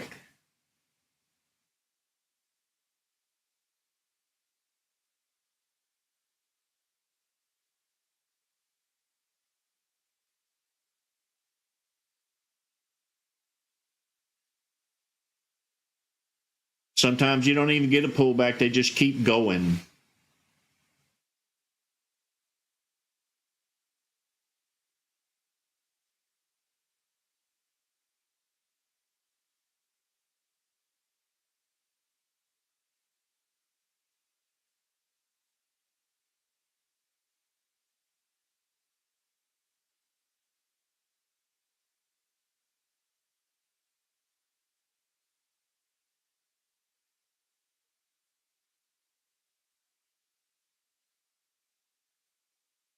Good job, Super. Somebody was listening to me. I'm fixing to get out, I think, right here.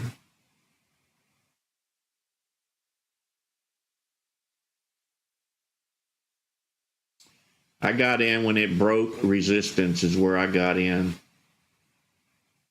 I think I'm going to take this right there. That's enough for me. That's probably me getting out. Just kidding. I can't move the market.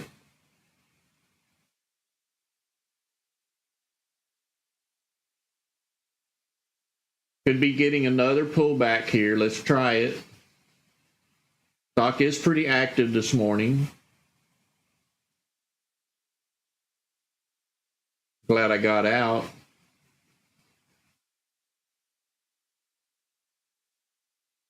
We need this red candle to close.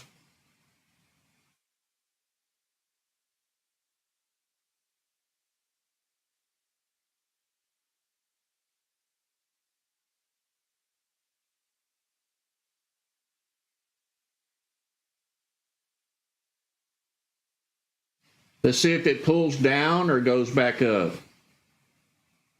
We'll zoom in a little bit more so we can watch it.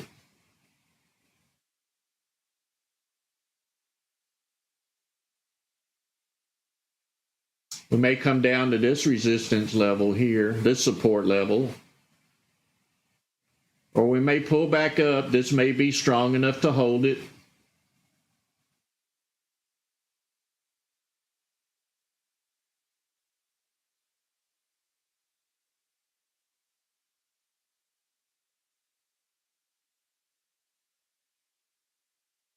These are always where you plan your entries, is on these pullback support levels.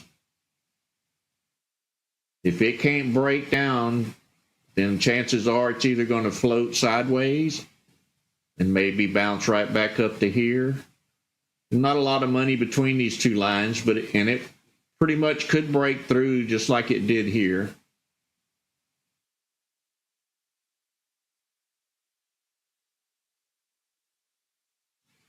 Think it's going to head on down.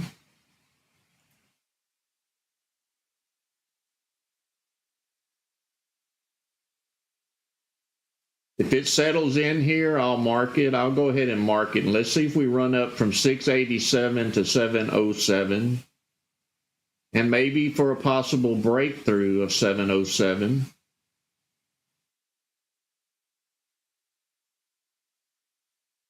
This is where patience comes in right here. We don't know if we're going to get another burst of energy out of this stock. I'm watching the dominator lines. They look promising. The sellers are way down here. We are nosing upwards. We do have a green bar on Dominator Master. Not seeing any spike arrows yet.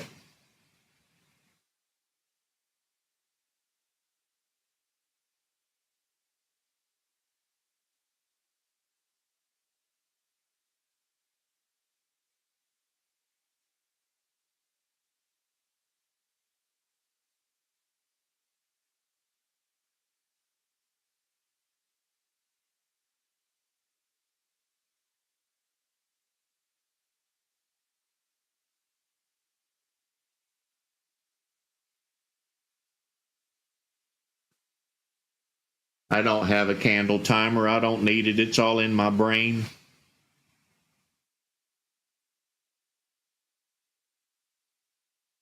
The less stuff that interferes with me thinking, the better off I am.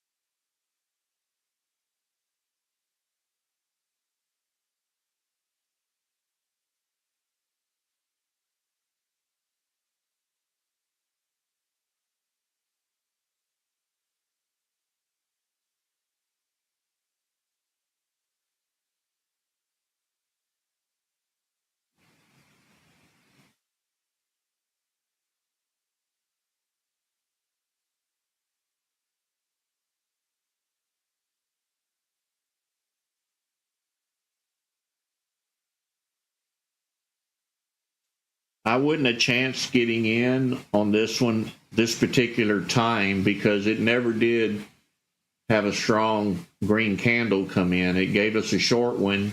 It actually pulled back to here before it came green. So pulling back down below the support level would have halted me from getting in.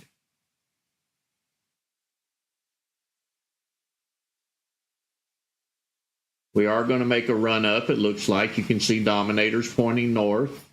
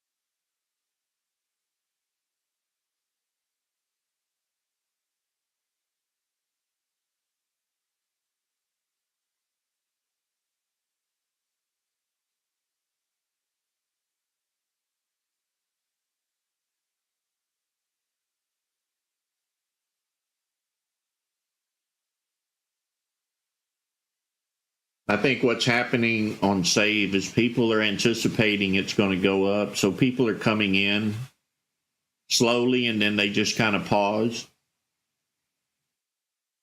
Then a few more will come in because they will discover that it went up a little.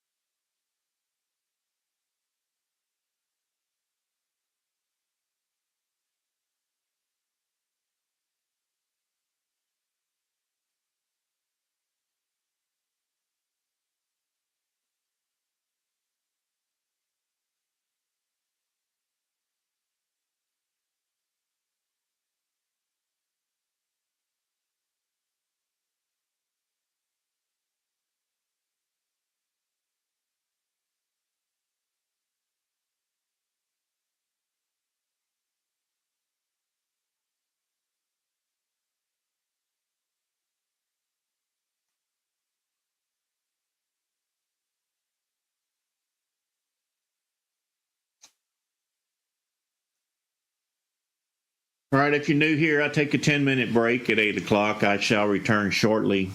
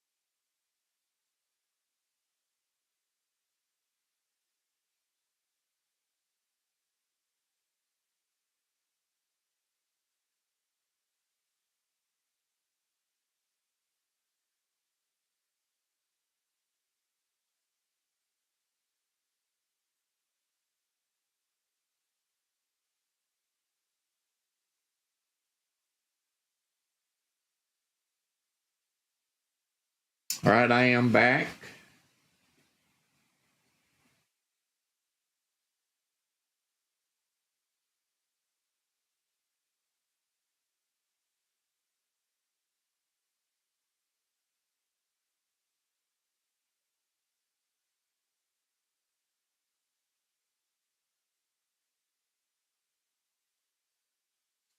At 8:25, we'll change the scans.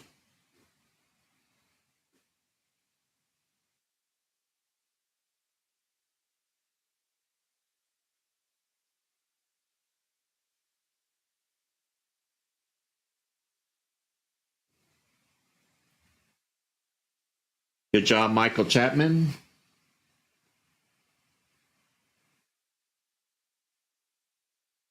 Michael, did you play the pullback on it down here at this level?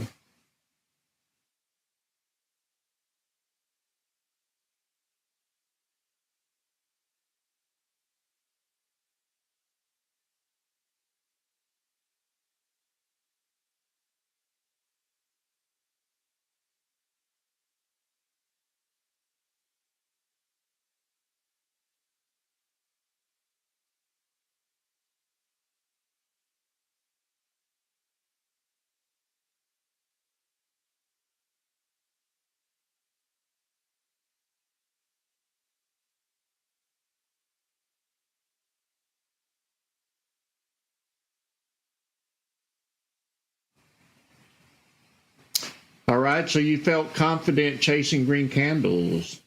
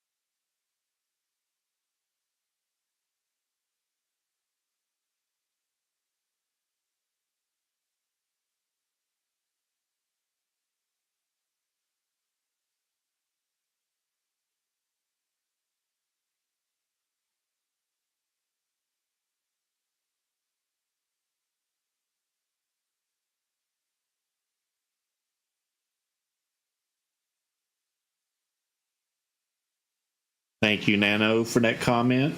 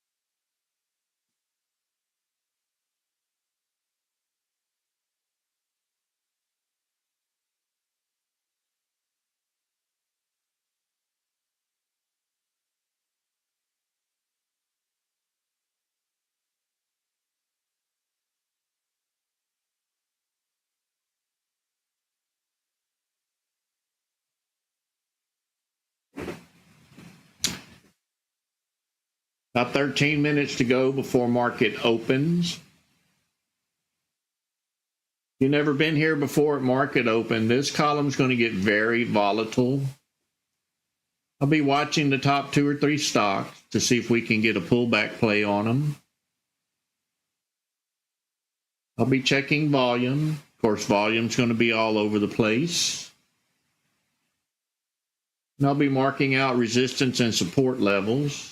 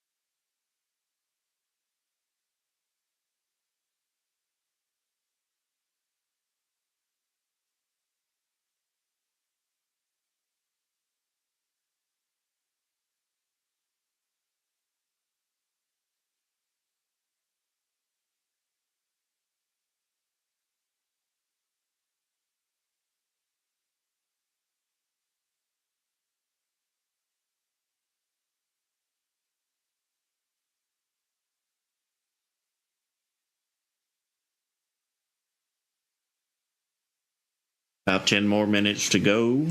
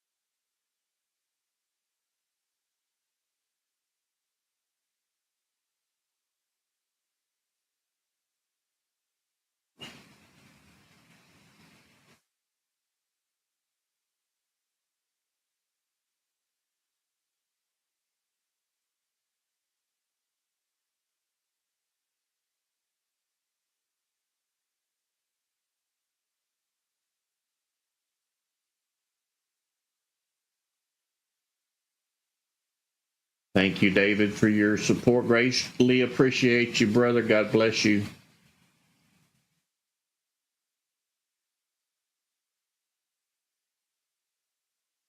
So there's 342 of you and only 200 likes. If you don't mind, hit the like button for me. Pay it forward. Help me keep the ratings up. YouTube likes to see likes, and the more likes I have, the more they promote the videos. So if you haven't hit the like button, please do so for me.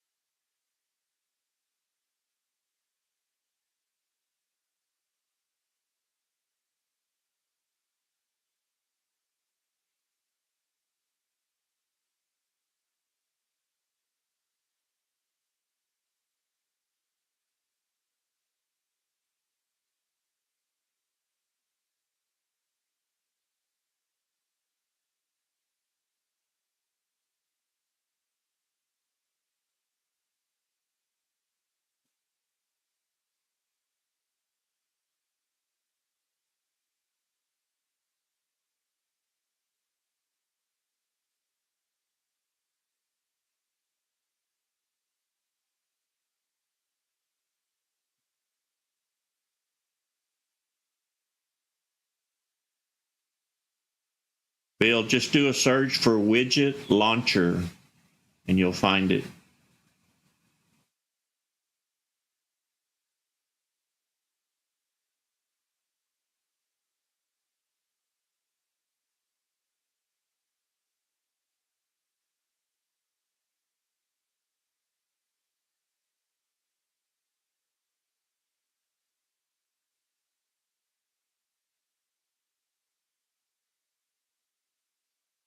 All right, let's change our scans. I'm going to put the 50-minute scan up here. So this scan is going to be for market open. It's now looking back 50 minutes for anything that's moving. The other one was looking back 30 minutes. I'm going to change scans here. I'm going to put the gap and run scan if I can find it. Gap and run, gap and run. That's not the correct one. Must be back here, right there. So this gap and run scan are going to be stocks that gap up at open with the possibility of continuing to run up. That's what this scan does.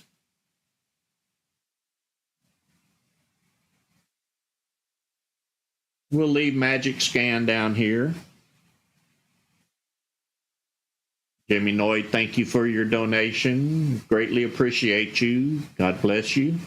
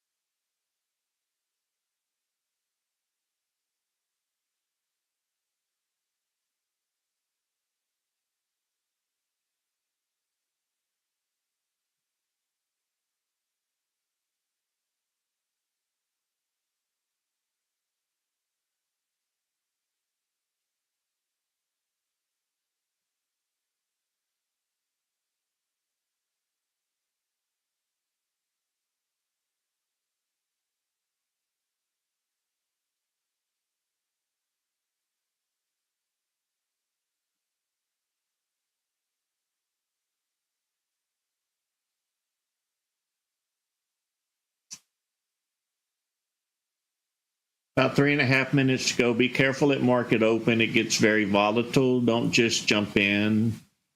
If you don't have prior knowledge of what you're doing, especially the beginners, wait for the pullbacks. I'll mark them out if I can find the correct stock. It's going to be volatile for me as well. So if you see something that I don't see, play it. Don't wait on me to find them. I may focus in on a stock that I prefer and trade it. Most of the time, that's what I do.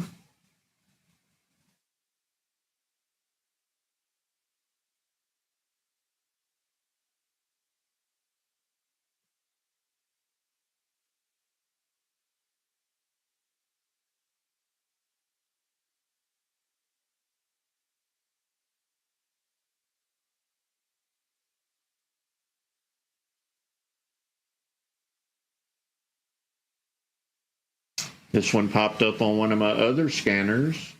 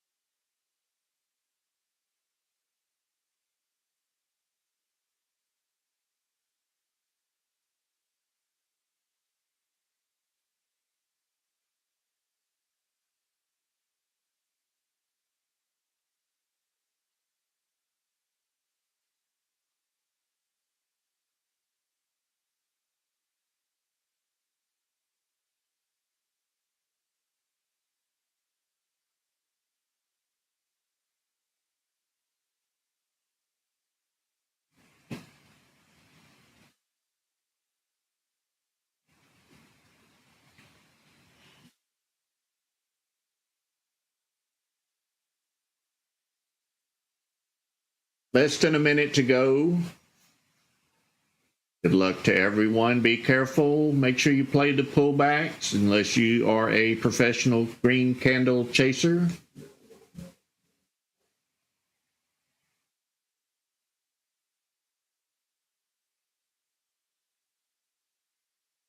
I'm going to be watching Save at the open, I believe.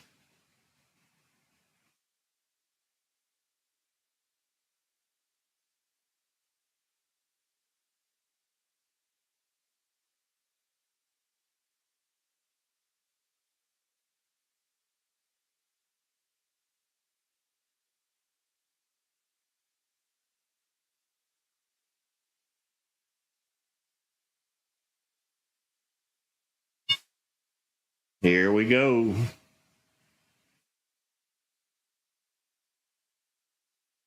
I'm watching the SPY. It's pulling back a little bit.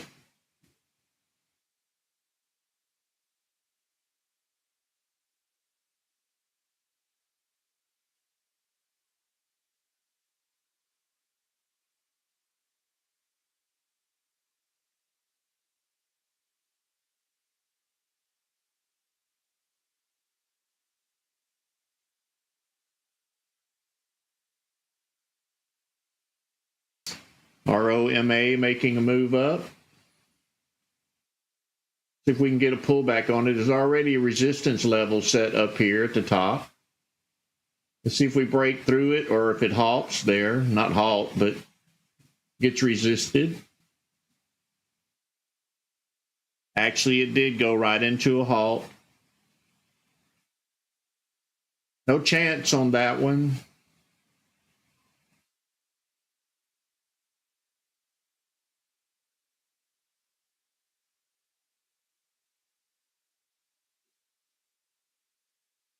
This is a gap up at open stock. I'm watching the volume. It's very low, not a good trustworthy stock.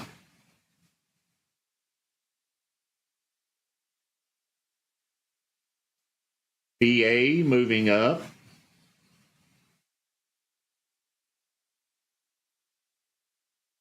Out of my price range, and I'm not an options player, so I'm going to pass on that one.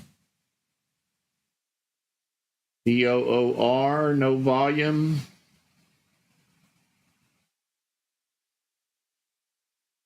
FNGO. Lots of traders here. Well, there was. Now the volume dropped.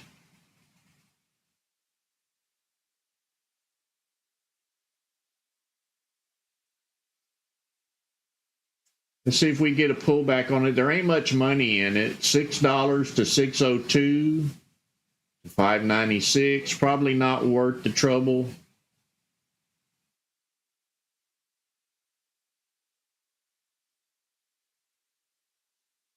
BFRG, we missed the pullback on it, but it could run up. I don't like the tall wick on the top of this candle.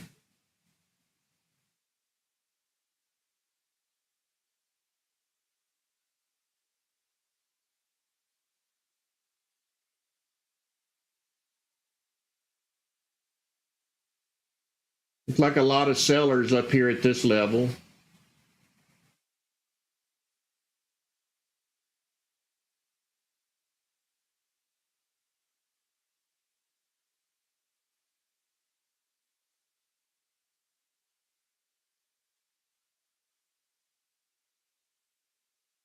Let's see if it breaks 339 here. I don't believe it will.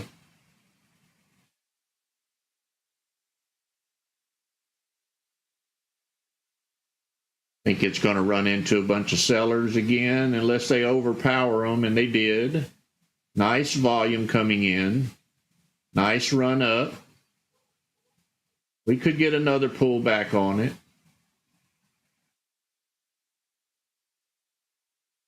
They ran the sellers out of there, that's for sure. So you see this gap up at open is a good scan as well. There, look at all them sellers come in. Maybe we'll get a retest of 339.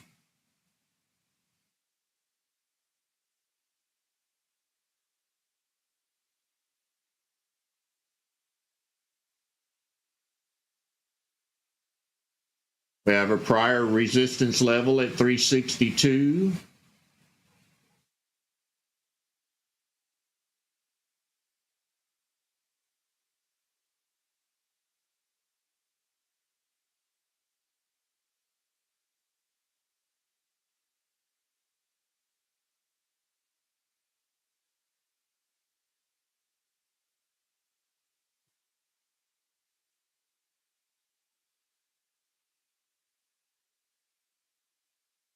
Big tall wick on the top.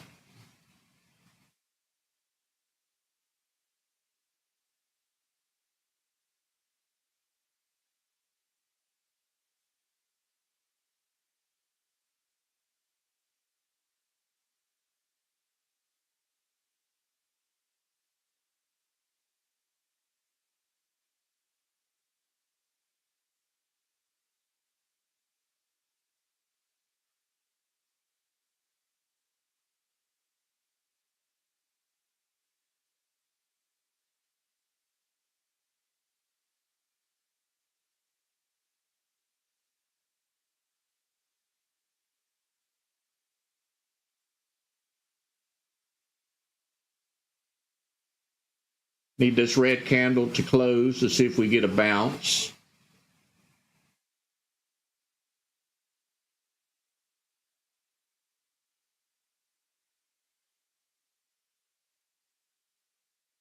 SPY is headed downwards. It may drag everything down with it. Let's see right here if we get a play. From 350 to 362 maybe.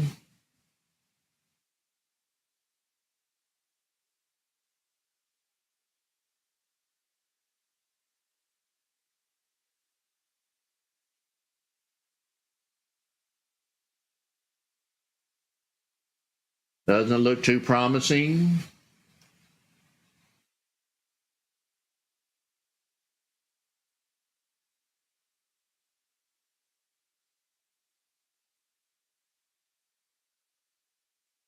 We need to see a lot of volume come in. We need to watch these lines. These sellers are right there with the buyers.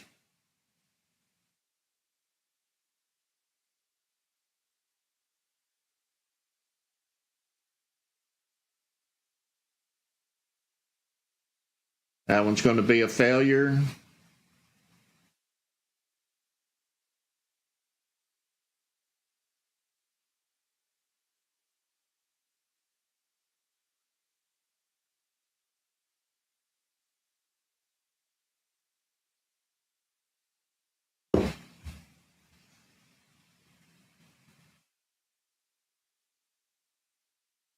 Looks like we did get a pullback, but at a lower level. I had already gave up on it at that point.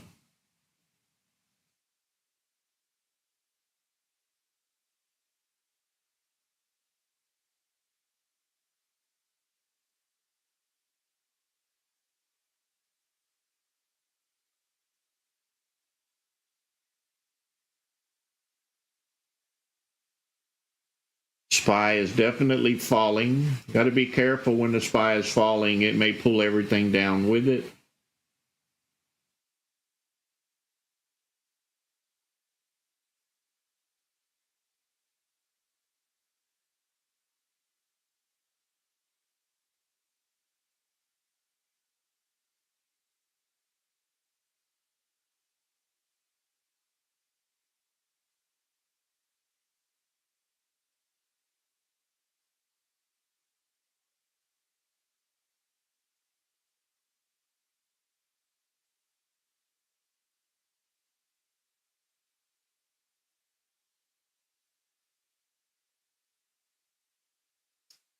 Yeah, I'm watching it on another screen.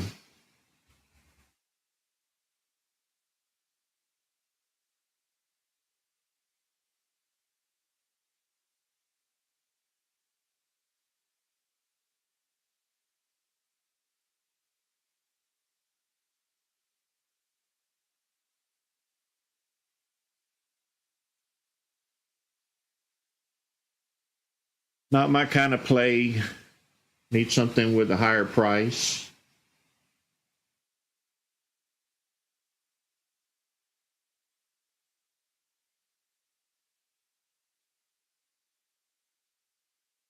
Definitely has buyers coming in.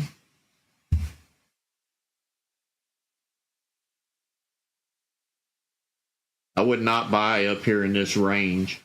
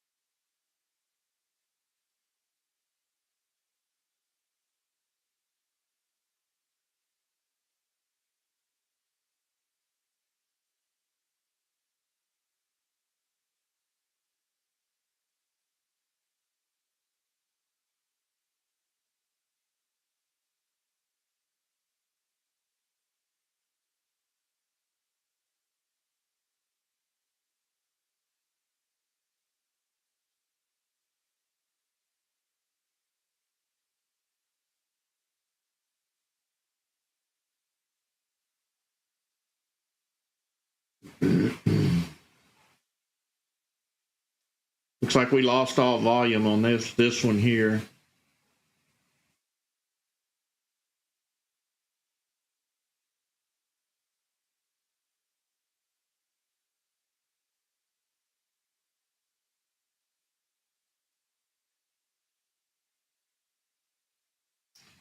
Save has pulled way back.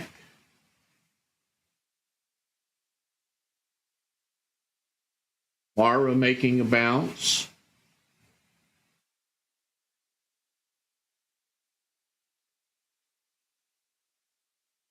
Mara very volatile this morning.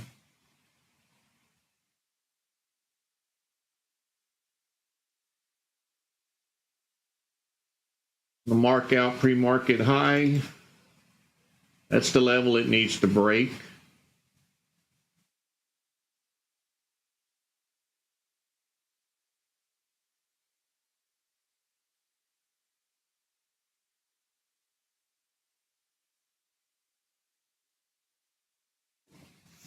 So if we can break 1776, come back down and retest it, it would be a good entry.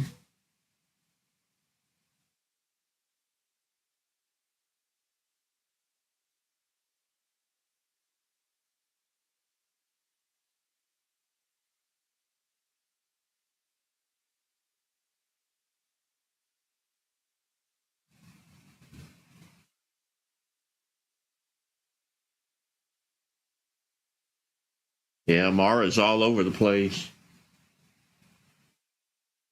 Is that a pullback? Probably. We can keep the buyers in.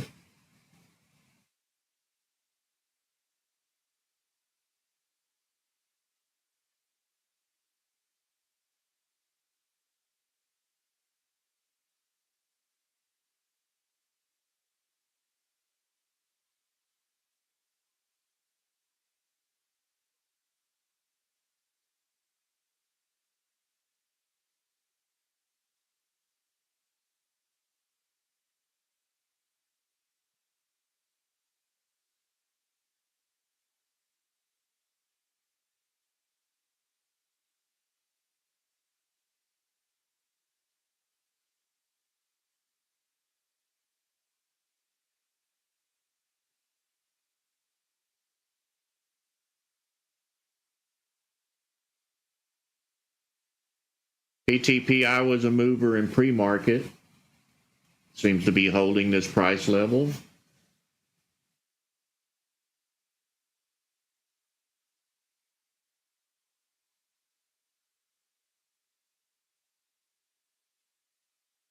BFRG, lots of volume.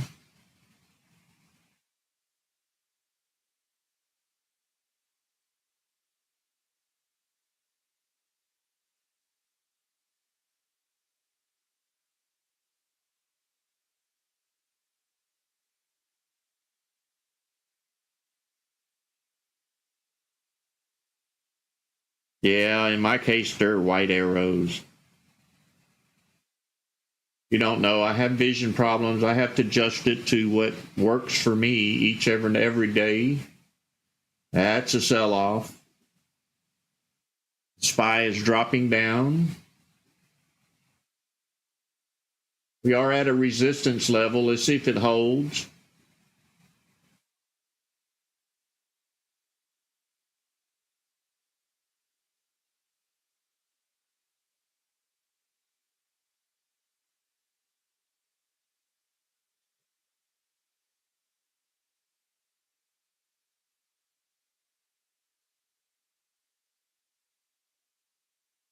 Hopefully y'all got out before it did this.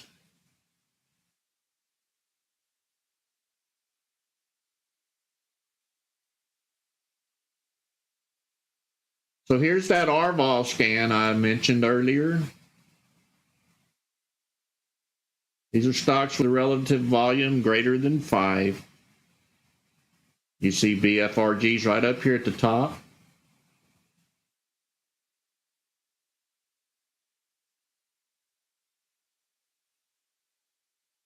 And it'll keep a few stocks in there all day long for you. Those are going to be the highly traded stocks.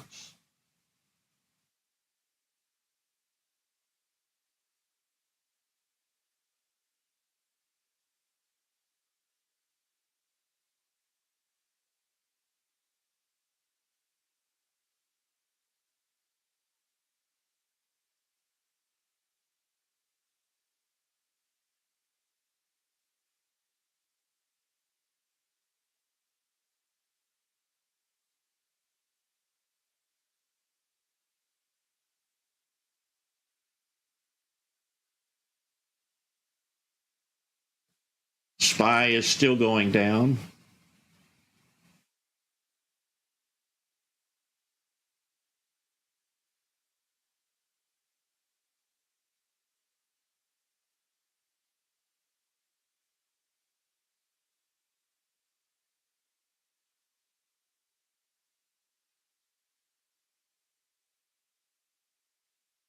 It's in TOS scans at the bottom. I think I just put it in there yesterday. Let me make sure I did. I'm pretty sure I did. TOS scans, TOS scans. Yeah, it's down at the bottom, number 49.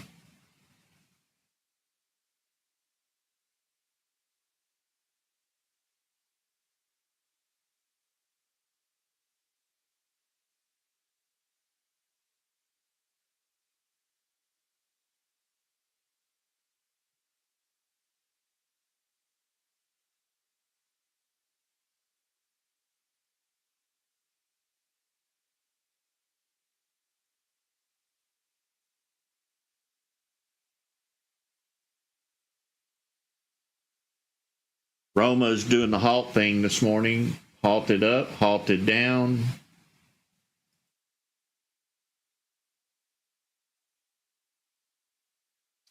Shot doesn't have a lot of volume. I've been watching it on another monitor.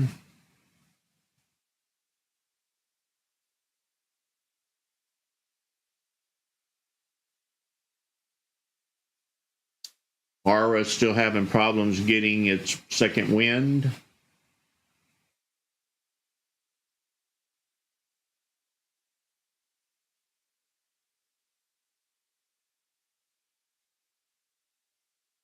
ROI, cheaper stock moving around.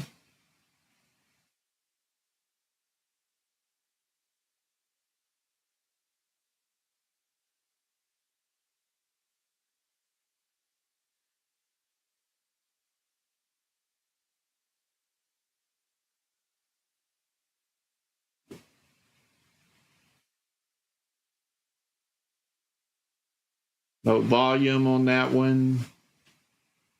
No volume.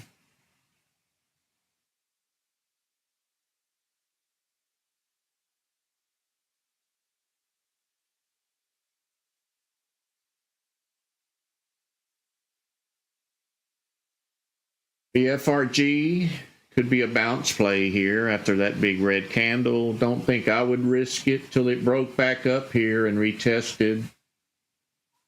Unless you want to play this zone right here.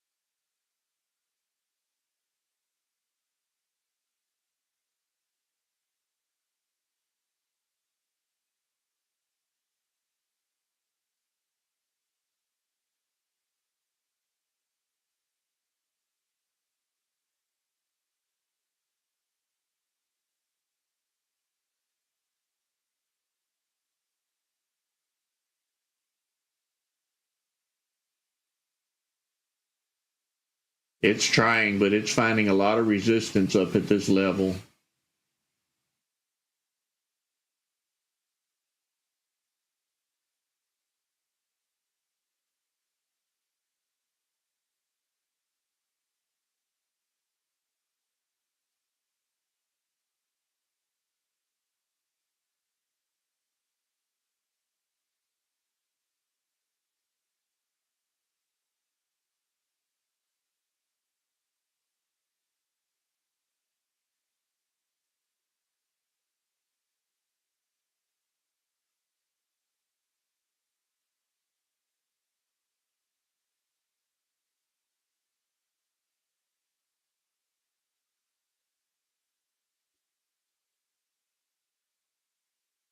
SPY's holding 471.27.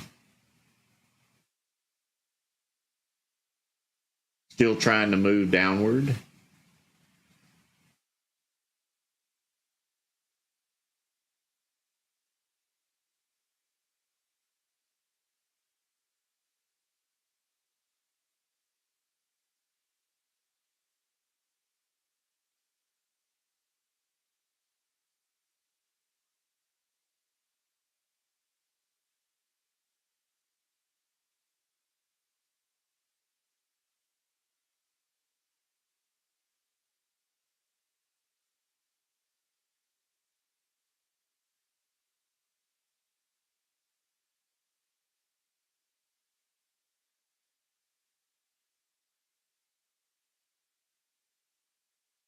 Could be a pullback on Neo if we can get this candle to close.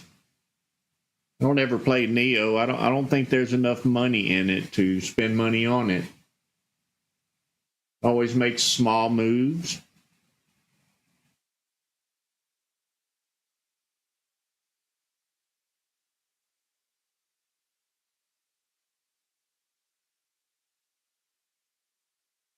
Let's see if we can break above or break below.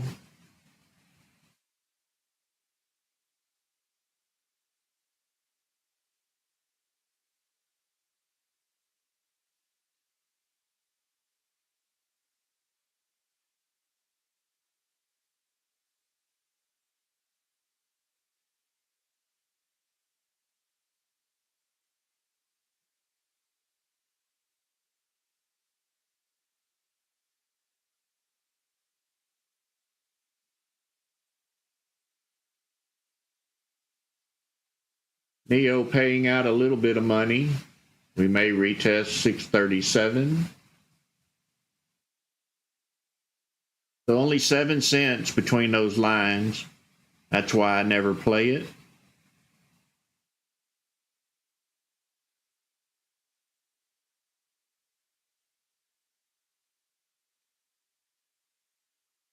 So you were lucky to get a nickel out of that one.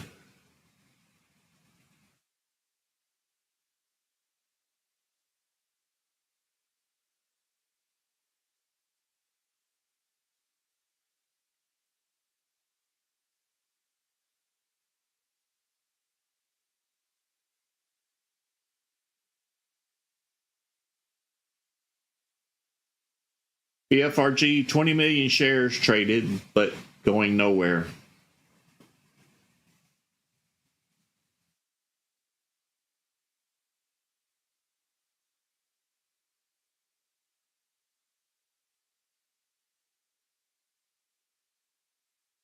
Good job, Andrew. That's what we want to hear.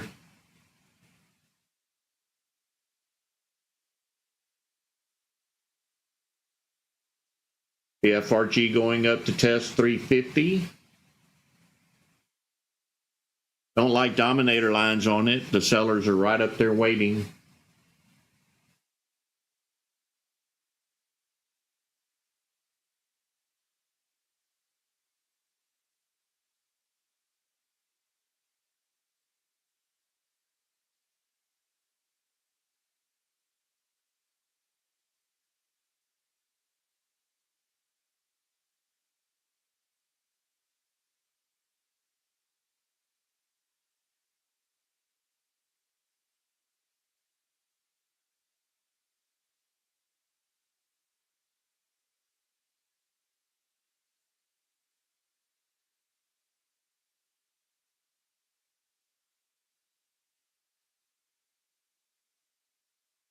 $9 million shares traded on this one and not going anywhere.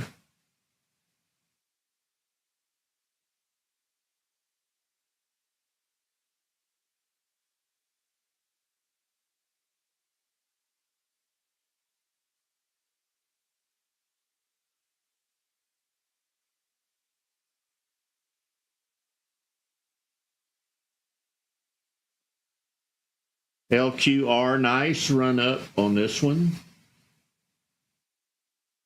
The low volume play.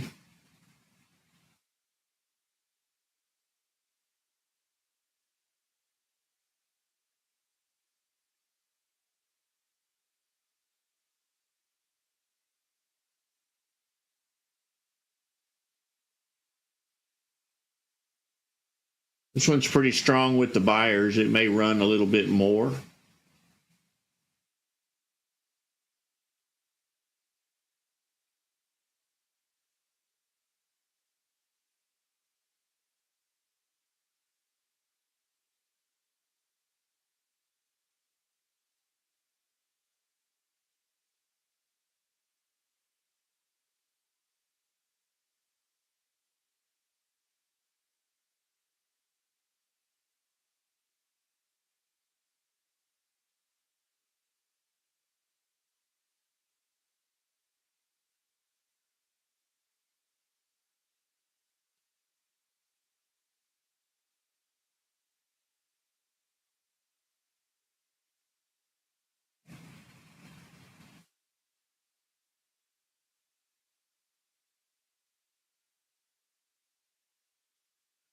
Probably small red candles for the entry on this one since it's running up so strong. It probably won't pull back very far.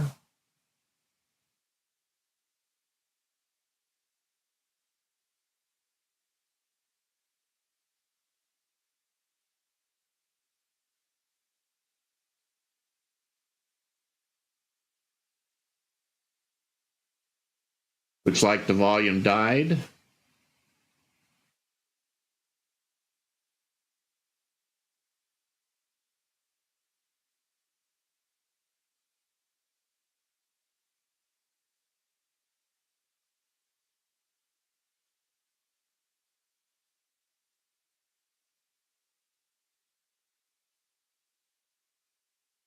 Very few to pick from this morning.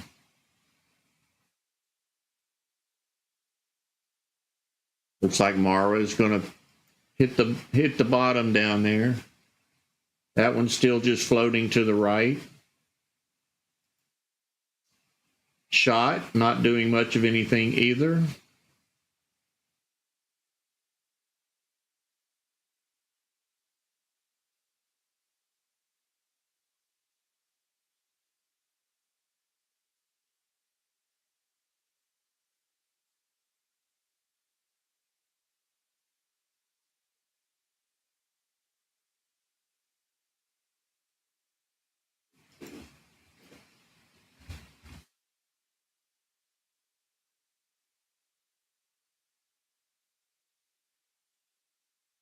SAVE continuing to dive.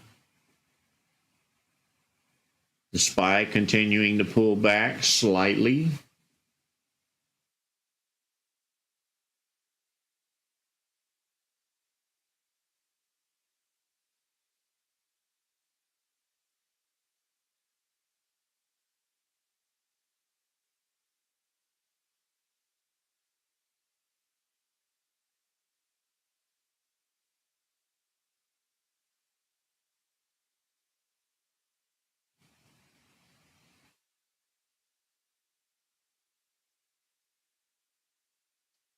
So this is the momentum scanner.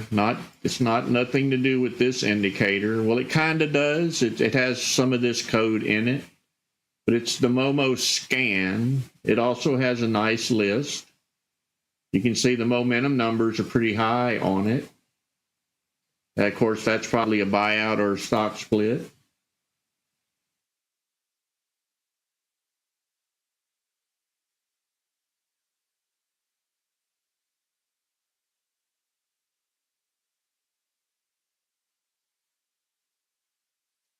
Pretty good stocks listed in it.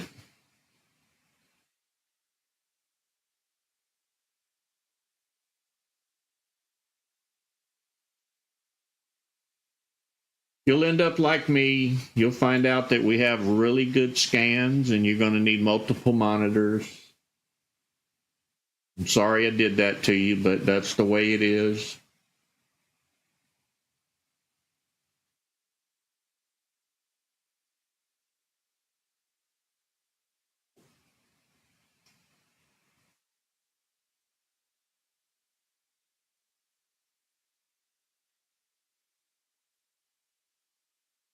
Rich, that's something you have to learn over time. If you throw the resistance and support levels in and it doesn't break above support, It's pretty much going to tell you the story, but it's an eyesight volume thing. You have to really watch it.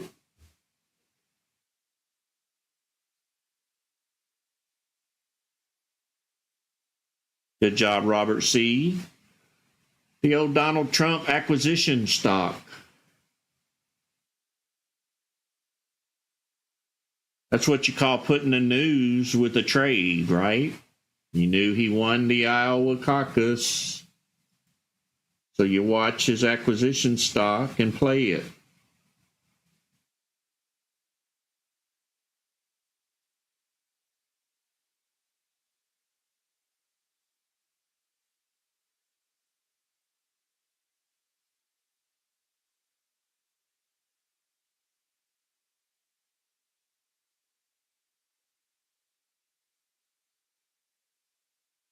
Another bad thing I'll create for you is an addiction. You'll be addicted to doing this, I promise you. It brings joy back into your trading.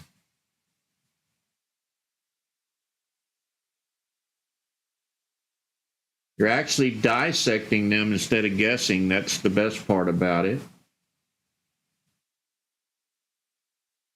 Watching your support and resistance levels, watching candle wicks, watching volume, watching price action. That's what it's all about.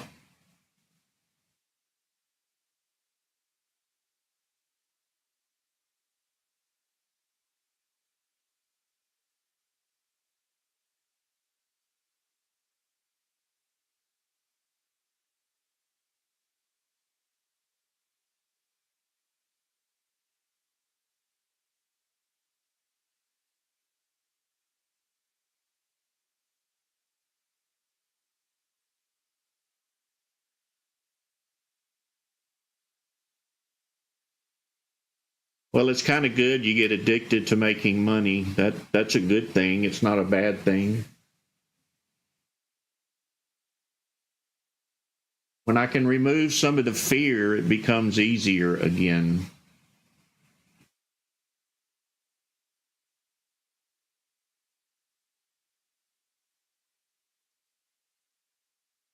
Rich, I don't know what you're talking about. I've already commented on your pump and dump. It's a thing you learn over time.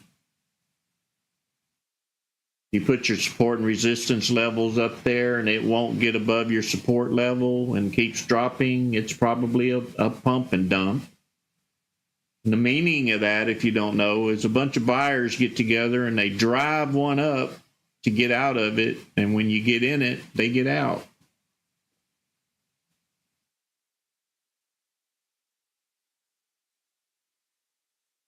Never feel stupid. You got your piece of it. That's what trading is about. Just get what the market rewards you, get out, don't look back. Or get in again if you find another pullback play. You're always going to leave some at the bottom. You're going to leave profit at the top. The whole thing is to make clean profit in the middle. We all get out too early. We all get in too late sometimes. But if you played it right, you should make a profit.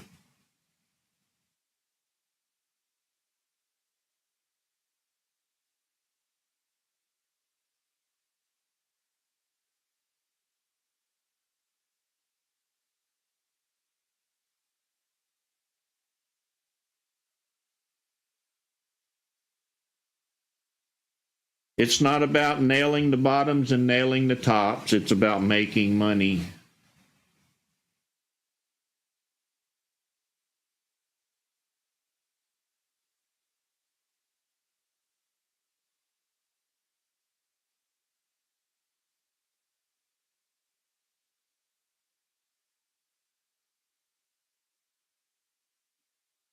You can see the spread is really high on this stock, 30 cents, 27, 28. That's because it's a Donald Trump stock. It's controlled by the government. At least I think it is. They hate him, right? I think they actually put a bunch of shorters on it a while back just to keep it down.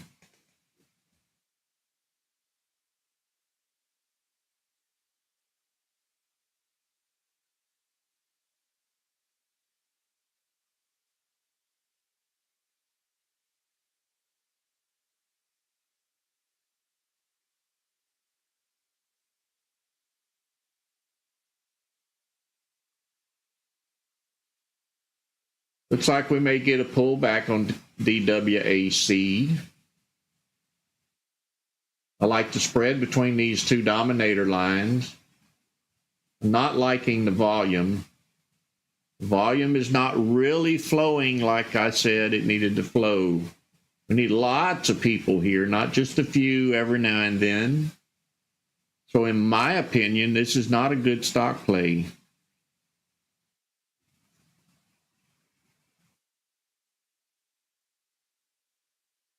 And then it'll go up to 40 bucks because I said that. I stick with my theory. It's not a good play. See you later, Robert Watson. Be safe out there. God bless you.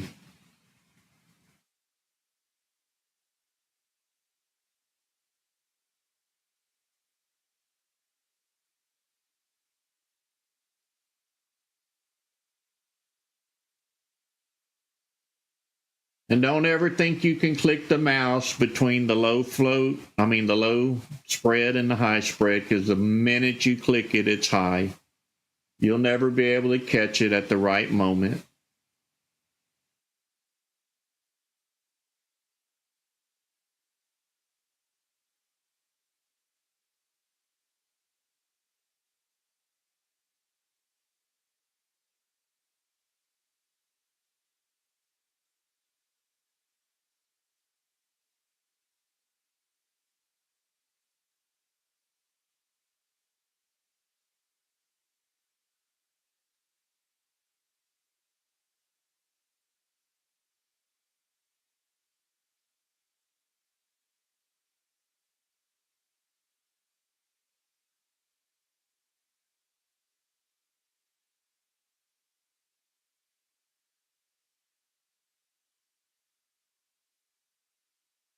And even the stocks in my personal list are not moving very much at all. Very low volume. Mara's down at the bottom.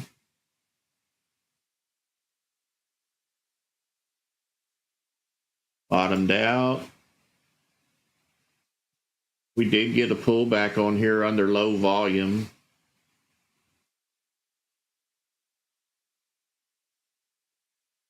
It returned right back up to resistance.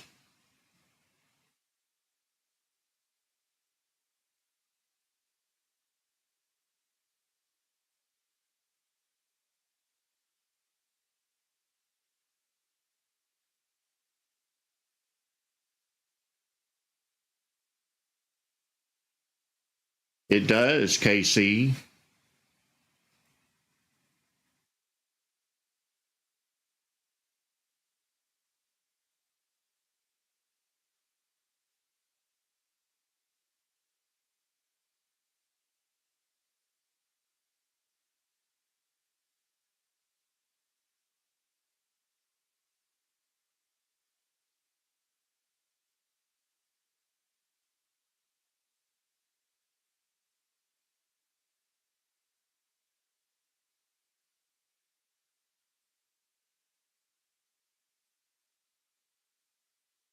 Good job, Rich.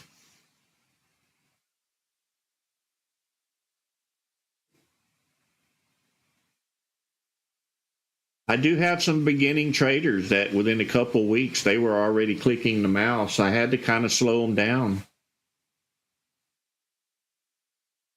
But when they see it work over and over again, they get anxiety and they got to get started.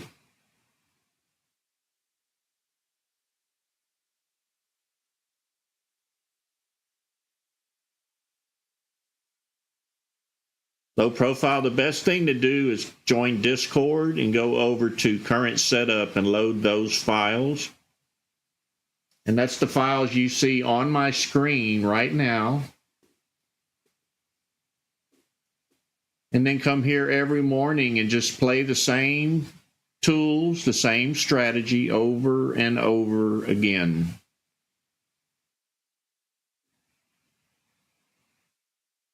A lot of mistake people make is they go, well, this didn't work for me, and then they change, and then that one doesn't work for them either, and they change again. You've got to perfect one strategy. This is the one I perfected. I don't ever change. I just play pullbacks with this same setup. I'm in love with the V4 indicator. I like the Dominator. I have lots of confirmation on the screen.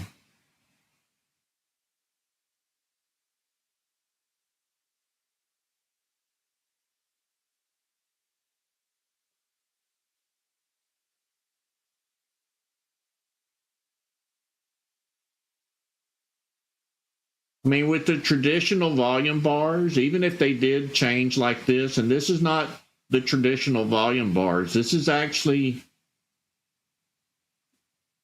we're only watching the one candle, not like the traditional bars. And you'll never see the story told like this. Like, how long were these buyers ahead of the sellers? You'll never see that in volume bars. That was the reason I broke it down like I did.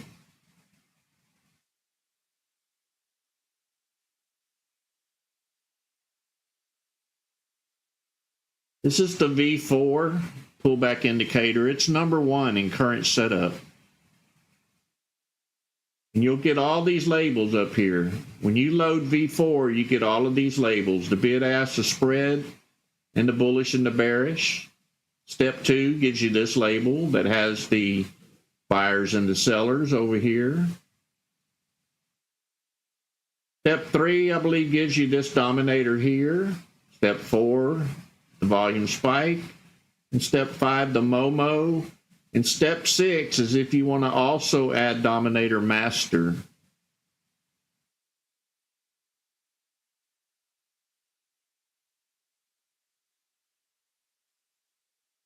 So if you played the pullback here on DWAC and you popped the candle right here and you held on, you're still in the money.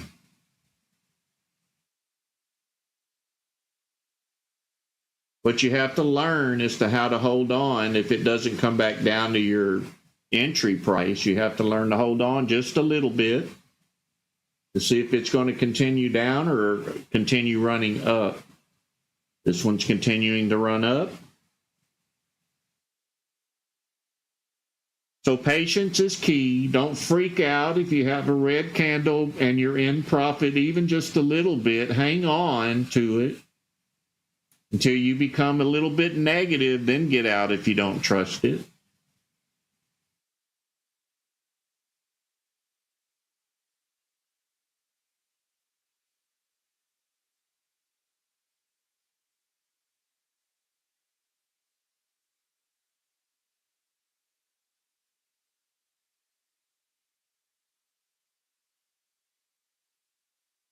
So we're in a bad market day, kinda. These scans are finding the winners, nevertheless.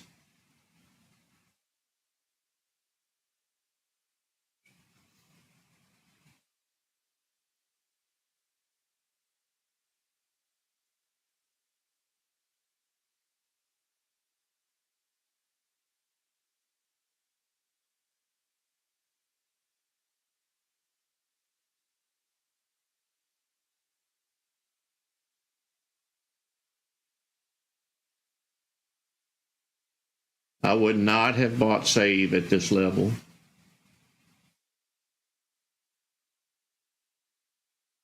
You created a trade. You didn't wait on a setup.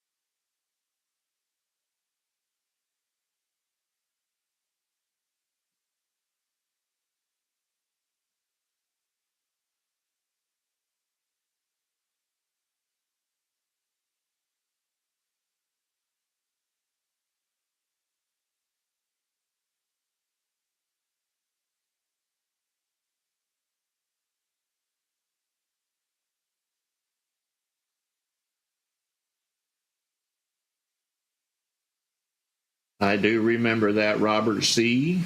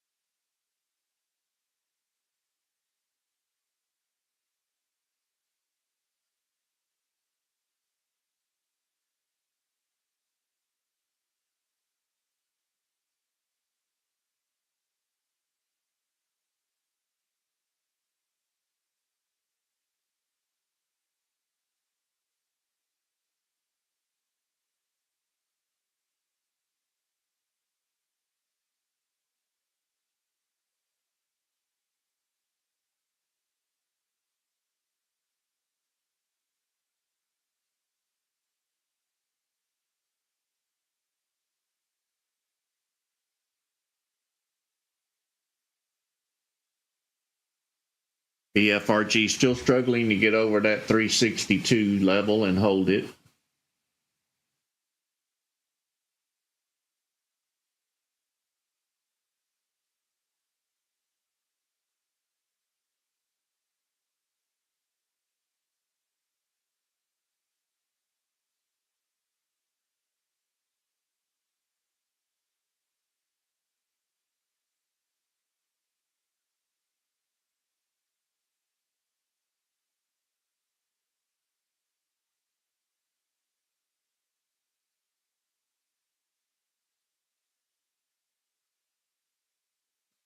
Yeah, the SPY made a little bounce up. Now it's pulling back again.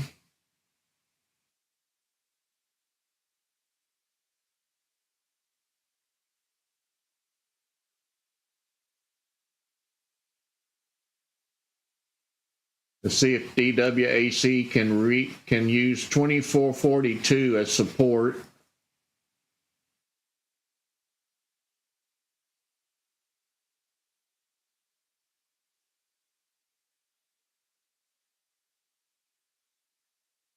Still pretty low volume on DWAC.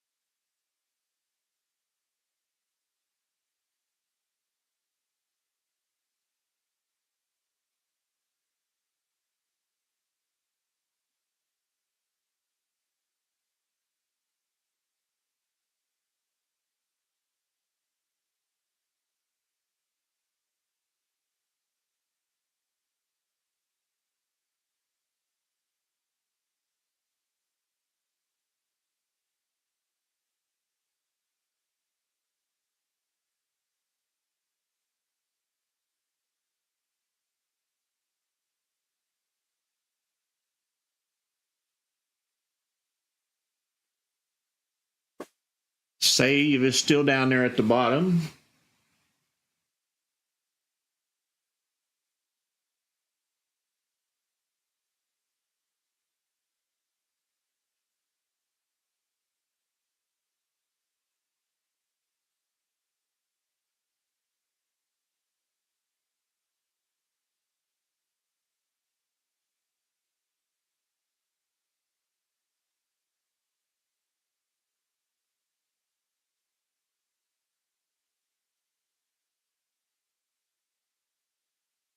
LQR. Let me see what you got there.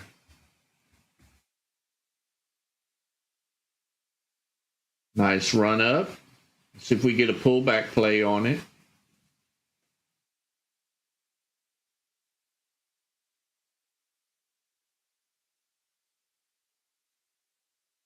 Volume's not too bad on this one. Nice jump up.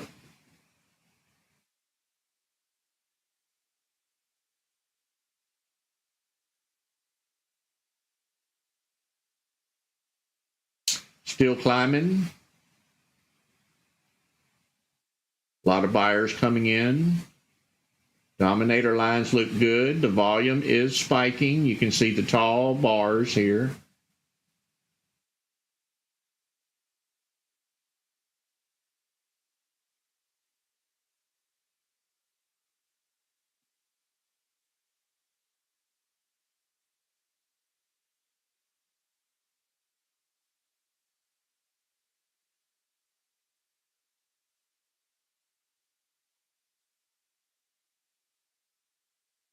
Going up for a little more.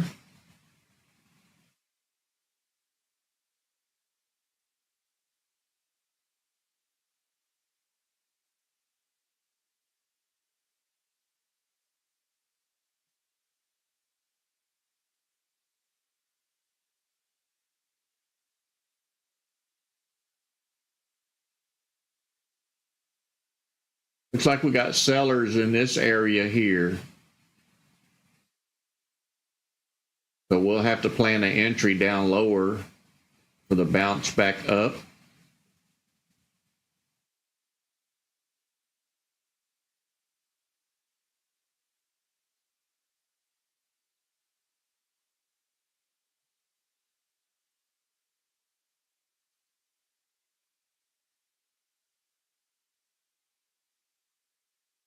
And the volume is kind of fading off.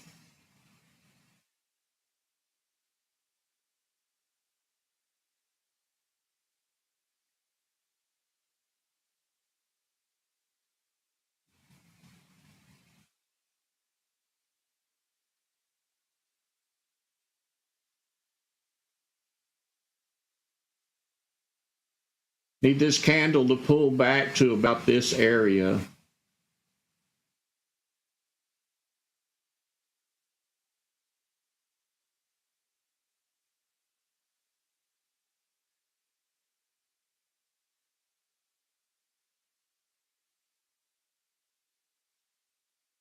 But we don't want to lose the volume, and it looks like we're losing the volume as well.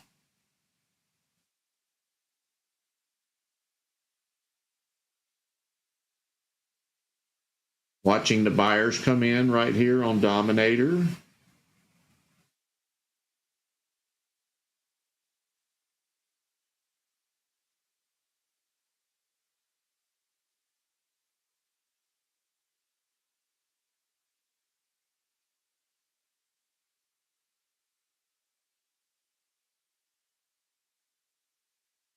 The buyers stepped right back in to drive it up higher.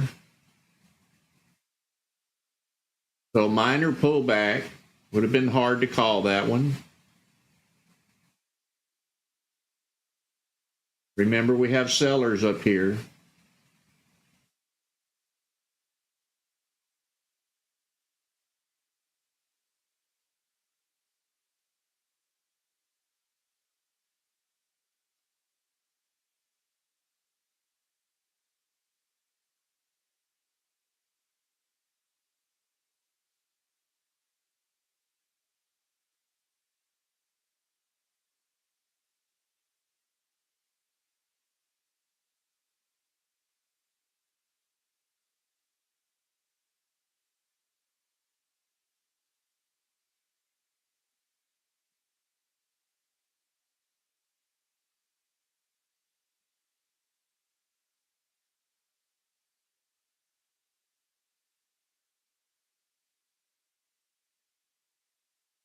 That's the candle I was looking for back here.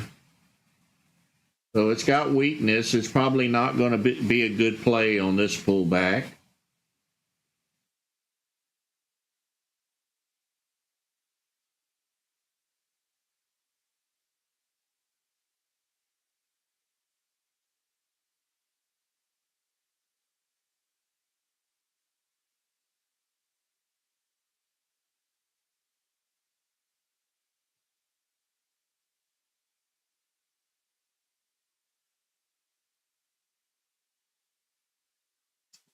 John F., I have the pullback on the the swing combo on another monitor. I'm watching both of them as well.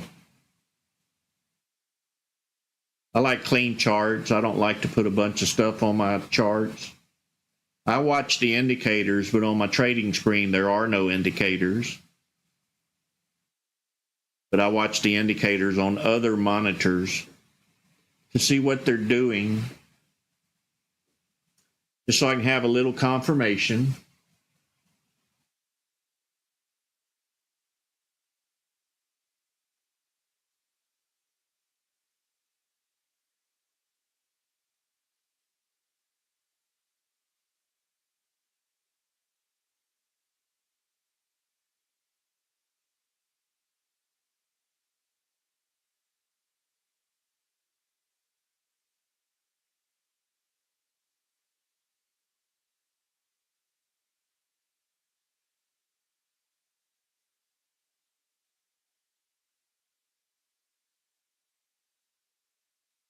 The FRG is still struggling with 362.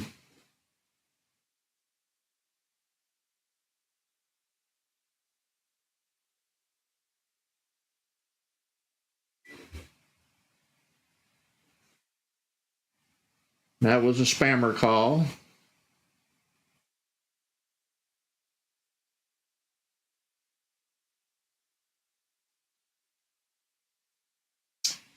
All right, guys, I'm going to give it up today. That's the end of my live stream. Continue to fight the battle. Look for them pullbacks. You can get a couple of plays throughout the day. Watch the scans. Watch them closely. If you haven't subscribed to my YouTube channel, I'll put the link down here in the chat. Please do so. Like the video, subscribe to the videos. Let's keep the ratings going. Let's keep these live streams going. Let's keep the donations going. Those help as well. Thank everyone who joined me this morning for this live stream. It wasn't too good of a live stream as far as trading, but I'm sure you learned a little bit while you were here. I love what I do. I love that you are participating, and thank you very much. And as always, God bless. I'll see you later.